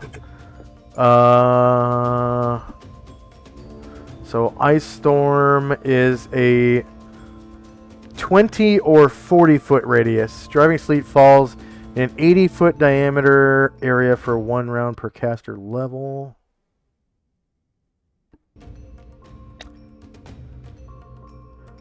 The sleep blinds creatures within its area for the duration of the spell and causes the ground in the area. Okay, so I'm not.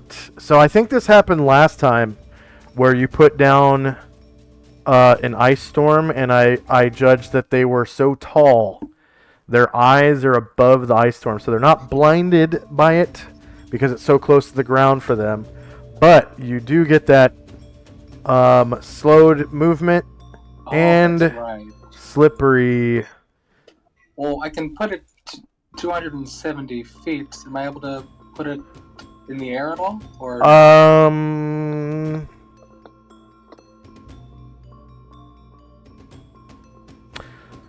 no, I think that's well, sure, but then it's not going to make him slow or slippery.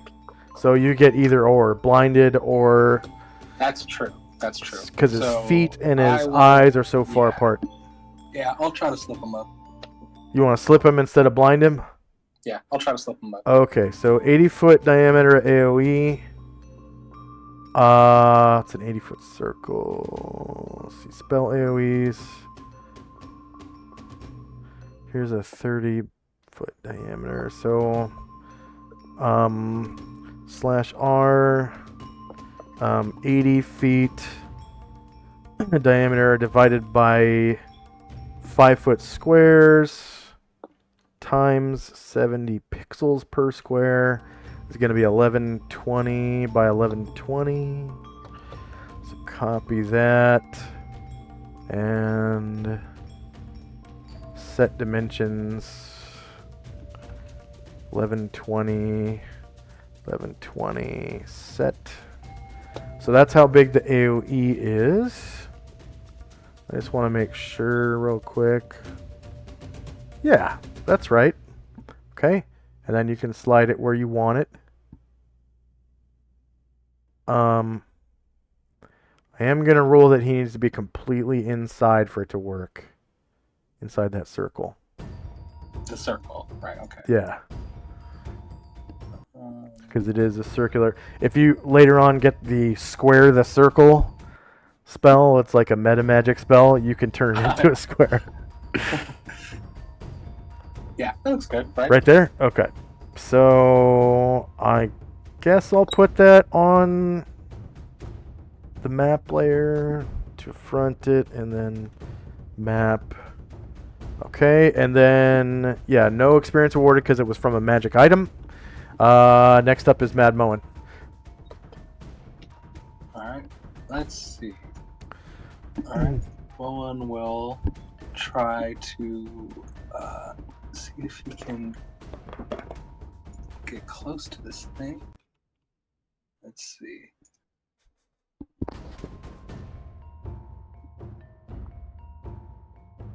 So if he goes...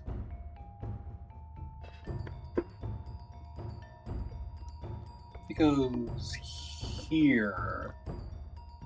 Is he able to hit him?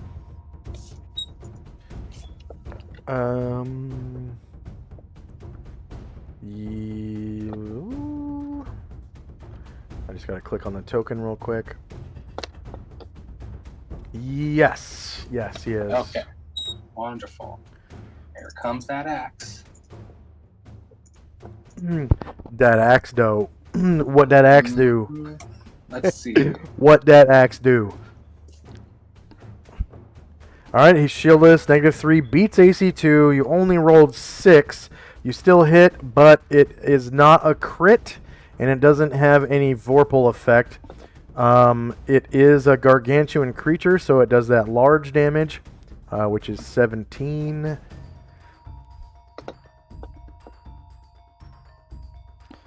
Minus 17. So now it has taken damage that it can regenerate because it takes 17 slashing damage from that. Did you mean for... Oh, does Almond have 3 spots on the tracker right now? I think just 2. Just 2. Is he casting a spell or something, or... No, he can only do 1 attack with his lance. Oh, that's right. He's charging. Gotcha. Okay. Yeah. But he's going to hold off because he sees that ice there, and he's going to see if the creature slips, and then he'll charge him when he's prone. Oh, okay. So he's waiting. Next up is Ryer. Ryer will launch a fireball in this thing's face. Right on. Let's see. I'll just copy this one. Actually, yeah, I'll just copy this one. I'm going to put that one on the... I'm going to put it to the front. And stick this old one on the map layer. LMO. And V. There you go.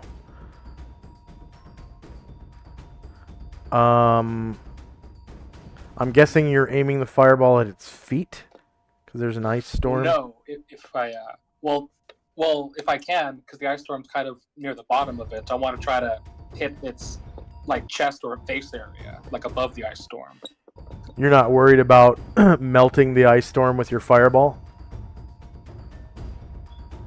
Well, yeah, that's why I want to hit it above, because if if that's right. Yeah, you put the ice storm on its feet. Yeah, my bad. Yeah. I got it backwards.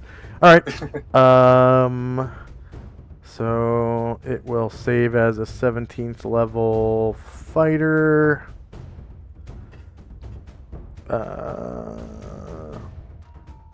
Yeah, no modifier, and warrior 17. Yeah, I forgot you put the ice storm on the ground. Okay, it saves and takes only 18 damage, but hey, 18 damage. Mm-hmm. Minus 18, and that was a slotted spell, yeah? Yes. For Ryer? Yes, Ryer, yeah. Okay, so normally that would be 150, but he's a bard, so it's 75 for him. 75 points. Okay, and then St. Luther. St. Luther is going to start. He's going to ride his horse a little bit closer. Yeah, he can go a little bit further. 1, 2, 3. And then he's going to try to make a ride check to deftly leap from his horse.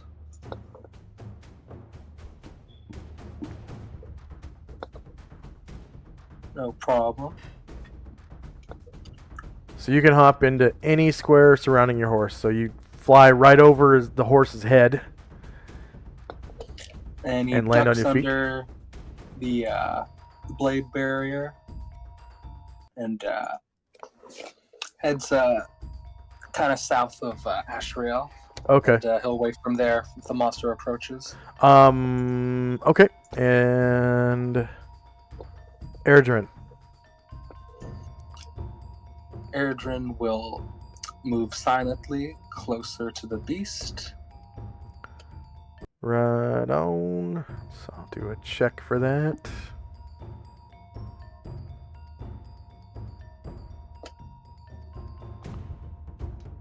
Still is far, but you know what? I trust Erdrin. He's gonna make the shot. So he's gonna do his called shot under the blade barrier. All right. So you're looking at about 110 feet, I think. And for that weapon, Oh God, really? That is way longer than I thought. Yeah, that's out of his range. Yeah. are Yeah, you that's sure? He's totally got a out of his musket. range. 22. It's 22 squares, I think. Oh, square. And okay. the musket Yeah, okay. goes Yeah, out that's to the medium 80. range. That's a Okay. medium range. Yeah. Okay. Yeah, he'll take that medium range. So for our viewers, this blaster rifle and the med kit are for a series of one shots we used to play for called Tale of the Comet. It's actually a box set called Tale of the Comet. It was pretty fun for a while. We kind of got to the end of its content a little bit, and I started to have make my own content for it. So we stopped playing it. And so you get a backstab if you wish,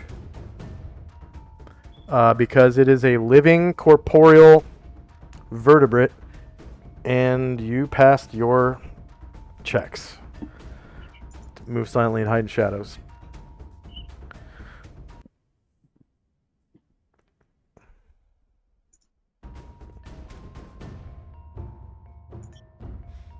And of course, be sure to select medium range.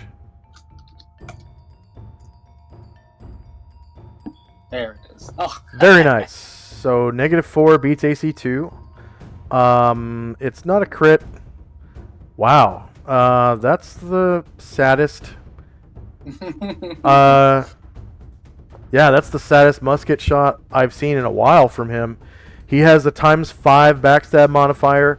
The damage rolled a 2, and the so guns have exploding damage. If at least for muskets, there's a 25% chance that it rolls an extra die of damage, and if the 25% chance succeeds, then there's another 25% check, and that rolls and rolls and rolls until one of the checks fails, and then however many successes, you get extra damage dice.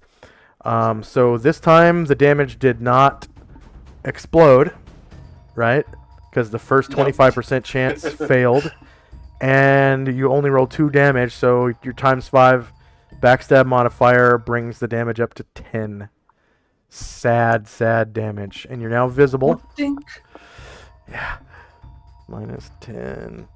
So that's kind of rare, actually, that a backstab from a flintlock does that low damage.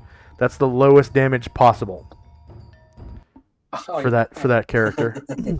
All right, next up is the Gargantua. So it is. Let's see, how high is Ashriel? 10 feet right now. So Mad Moen, go ahead and take an attack of opportunity because it's going to trample all 3 characters. You're going to want to kill them. Get that natural 20. Get that natural 20. Since Ashriel is 20 feet high, That looks good enough. I'm going to still count it as a trample because it's so tall. Okay, so the creature is shieldless. You rolled a 19. 19 with a Vorpal weapon. That I'm pretty sure that is also gonna cut his head off, and you win the encounter. Yeah, So it's a 17 for large creatures. Yeah. 17 or higher. it leans down to, cry in your face as it is about to basically kill you and your friends, because trample damage is a lot. It's a lot. And it can move 18 squares. So it could trample all 3 of these characters and move around the blade barrier a little bit and probably end up right about here. But fortunately, you killed it. So it leans down to scream in your face with this like gargantuan roar.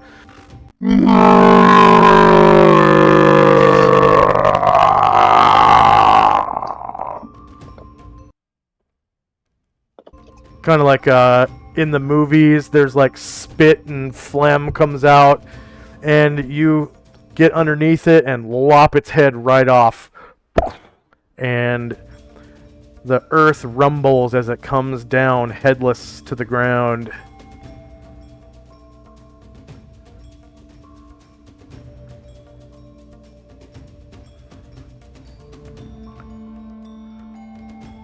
Dead ass. All right.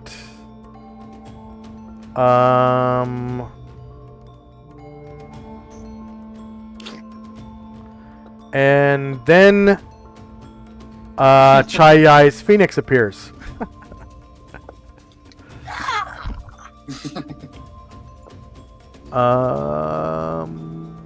So that is right here. Where is she? I don't remember the range of the spell. Yeah, that's actually pretty close to her.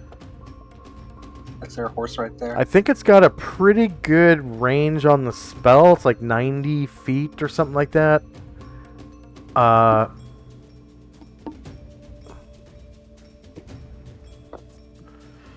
can check real quick because I have the whole chat archive is displayed as one page right now. Find Call Phoenix. What? Range is 0 feet. Area of effect special. Good alignment. Or she would summon it close to the rest of the party now that the second beast is dead. Yeah, I guess since range is 0 feet, it would have to be right next to her. So, yeah, it comes up right here. And then what did you say you do? I was just gonna say that, yeah. I was gonna say she was gonna have it be close to the party if whatever the range was. So, Yeah. Yeah, that's fine with me. Yeah. Okay. And that is the end of that round. We got spells and time. Time should actually be 6:03 now. And first up is Tenzi and Company. And of course, combat is apparently over. Right at the end of that song. Perfect.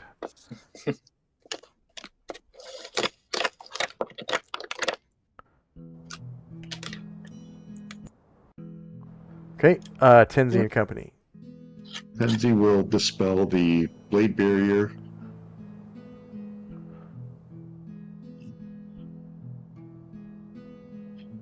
Ashrail will come up and clap Mad Mona in the back, saying, "My son, job well done." And you too, with that crazy fireball show.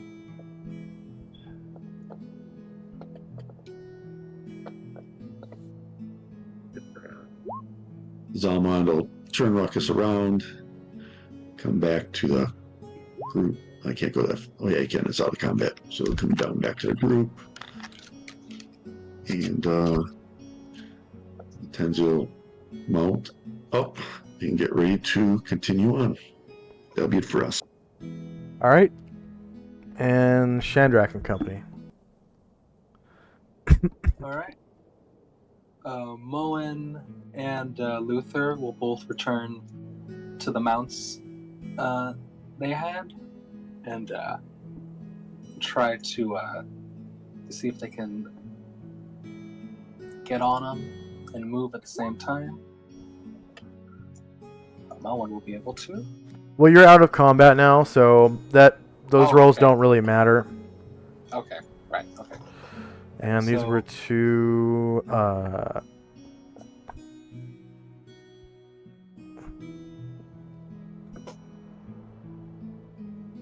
And Chai Reptilian she will say, come here. Anybody that still hurts, come to the Phoenix. And Moen and Shandrak will both come to the Phoenix, who will touch them twice with its wing. All right. Yeah, and it can actually touch the same target twice per round if you want. And just a mere touch has the same effect as a Cure Light Wounds. But it's only once per wing per target per day. Well, First one for Shandrak, yeah, once per wing per target per day. which is more than enough for him. And there are 2-player characters. Chat log, so 5 XP. For Moen. XP. Number of NPCs was 5. Dang. Number of creatures defeated. Both of them were defeated. They each have 50 hit dice. So you're about to get a lot of hit dice bonus. Number of warriors and bards was 2.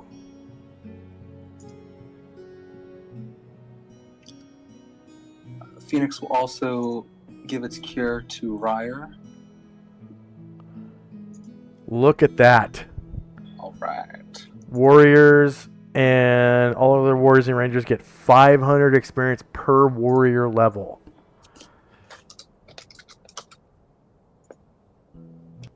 And then PCs are getting 19,110 if they have one class, and 2 classes is 9,555. That's one hell of a dangerous encounter. Yeah. Super dangerous. And you were able to dodge being trampled.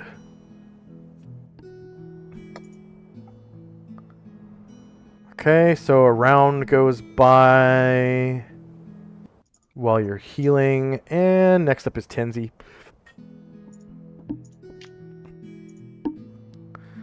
Astral will fly back to his horse and land upon it.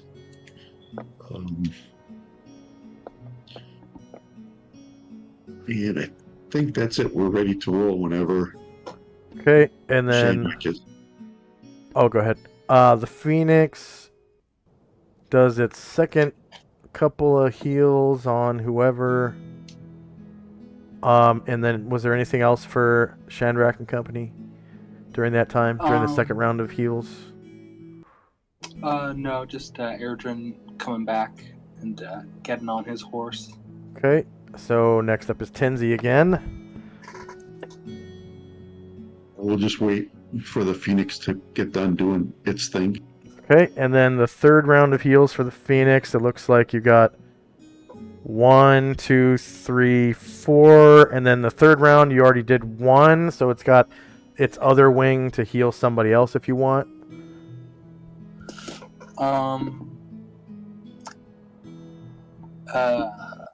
Yeah. So I think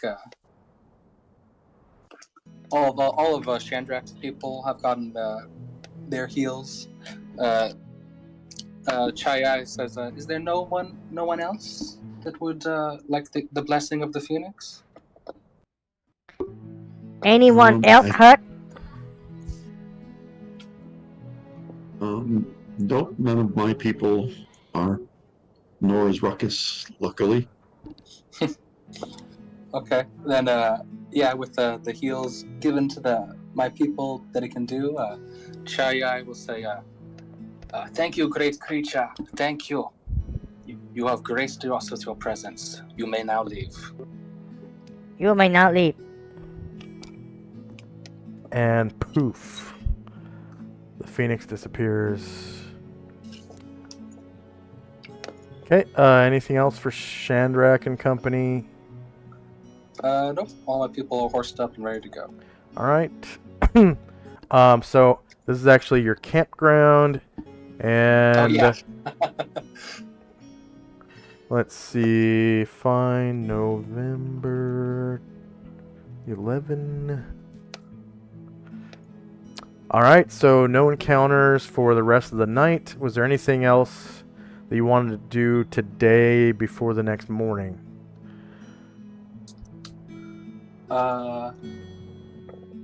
Yeah. So in the night, Moen will come up to Ashrael and say, "Hey, are you able to do that really strong that wish you can do, where you can change things about people?"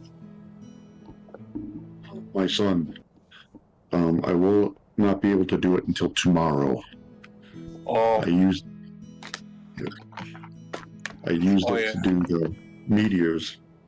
oh, yeah, no problem. Yeah, no, that was a good idea. Yeah, no problem. Alright.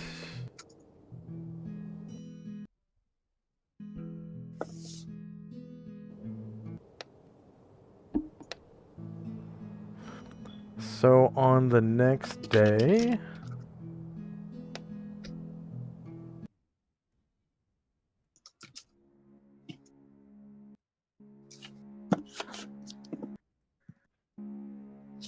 So actually, before we head out on the next day, as a new thing on the daily routine, for now, I would like Chai to she's gonna start casting some good berries for us, and we can eat those instead of create food and water. oh, yeah, because Goodberry, when you eat even just one of them, it nourishes you as though you had eaten food for an entire day. And it also heals like 1 HP. Yep. So what's her minimum number of good berries? Or minimum what? Her minimum number of good berries, because I remember it's a random number every time. Yeah, I think it's. Let me double check. I think it's 2d4. Yeah, 2d4 per casting, and she's gonna actually do 3 castings because we've got a lot of people. Okay, so her minimum number of berries is 6. Go ahead and roll the template for me if you could. I just want to make sure that it's 6.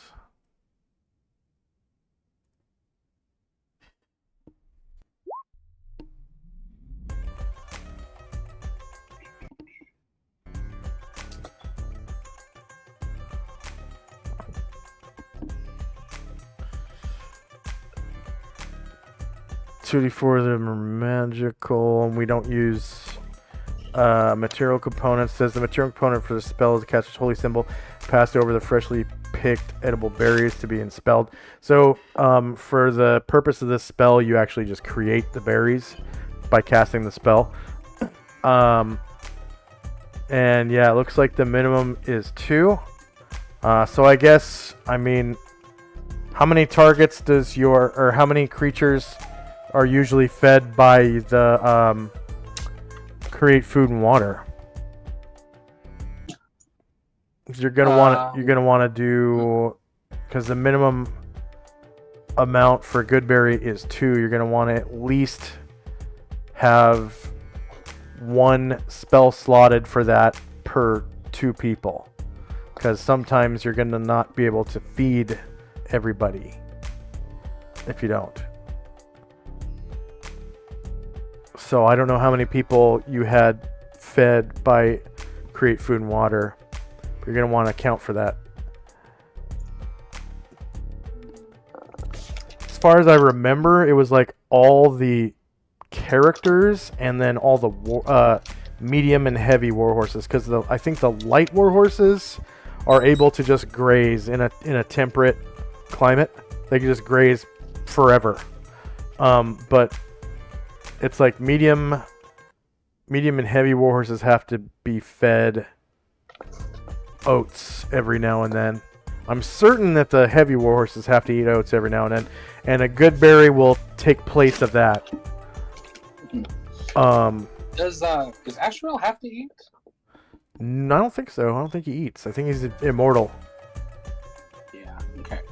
So that's 1, 2, 3, 4, 5, 6, 7, 8 people. It looks like. Yeah. Well. Yeah. So I'm gonna. Yeah. So that's 8 people. But. So I think I'm just gonna do 3 castings of good berry, and the create food and water that Luther casts, the one he does should still cover the remainder. Okay.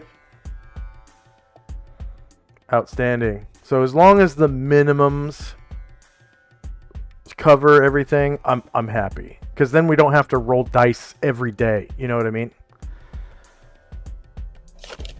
Oh, well, yeah. Well, I mean, I did want to roll dice for, I mean, at least for a few days, just to kind of, because they last like a week, so I did kind of want like a handful to, like, you know, as emergency healing. Okay. Well, we'll just say whenever you feel like using your excess good berries, then we'll roll the dice. Okay. Okay.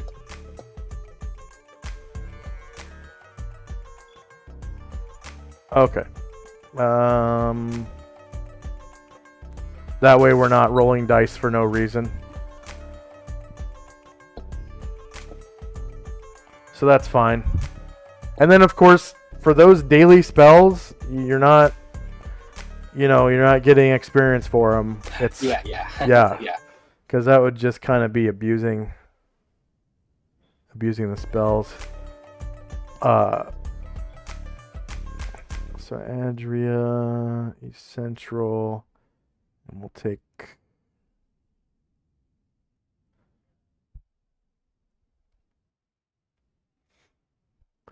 So it's kind of like a spell slot that you're sacrificing so everyone can kind of, live comfortably. But since you're not actually casting it during an encounter, it's like it's not giving you experience. Yeah, I'm not worried about that. Okay. And why is this not playing? Come on.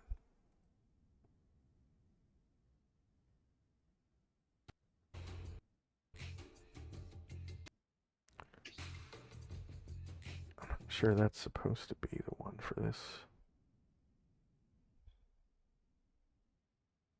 I guess it is. All right. So this is for, what is it, the 12th?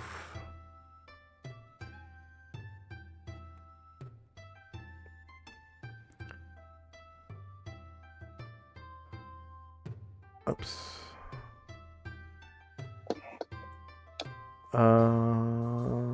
Random encounters, special oriental adventures, temperate, scrub. This is for November the 12th. 11 AE5. So this is the 11th year of the 5th Eon. And it is fall right now. Alright, so the weather changes to strong winds, but with no rain. And conditions haven't changed. So you move 24 miles.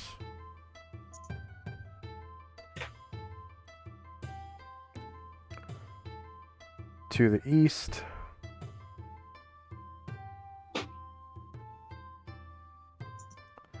And it's still just open scrub. Okay. And then I'm assuming you're still traveling straight east? Yeah. Like before? Okay. So this will be for November the 13th. So no encounters that whole day. So November the 13th. 11:85 fall.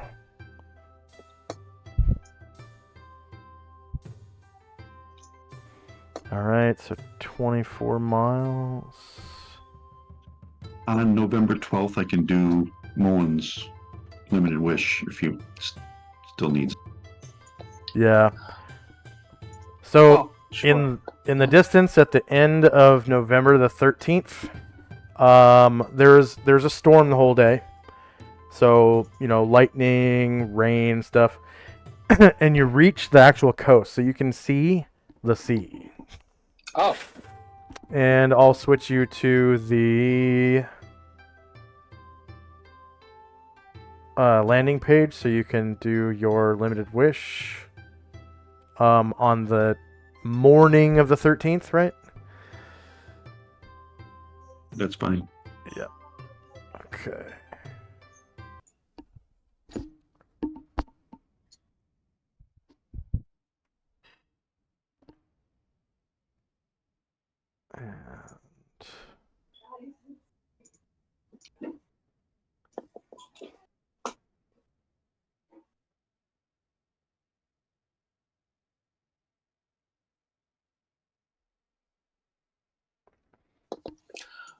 all right. So Moen will say, "Oh yeah, thanks, Ashriel. Yeah, I was I'd like to try to be lighter on my feet to make hopefully make things harder to catch me. So I was thinking maybe you could maybe swap my intelligence with dexterity. You think you could do that?"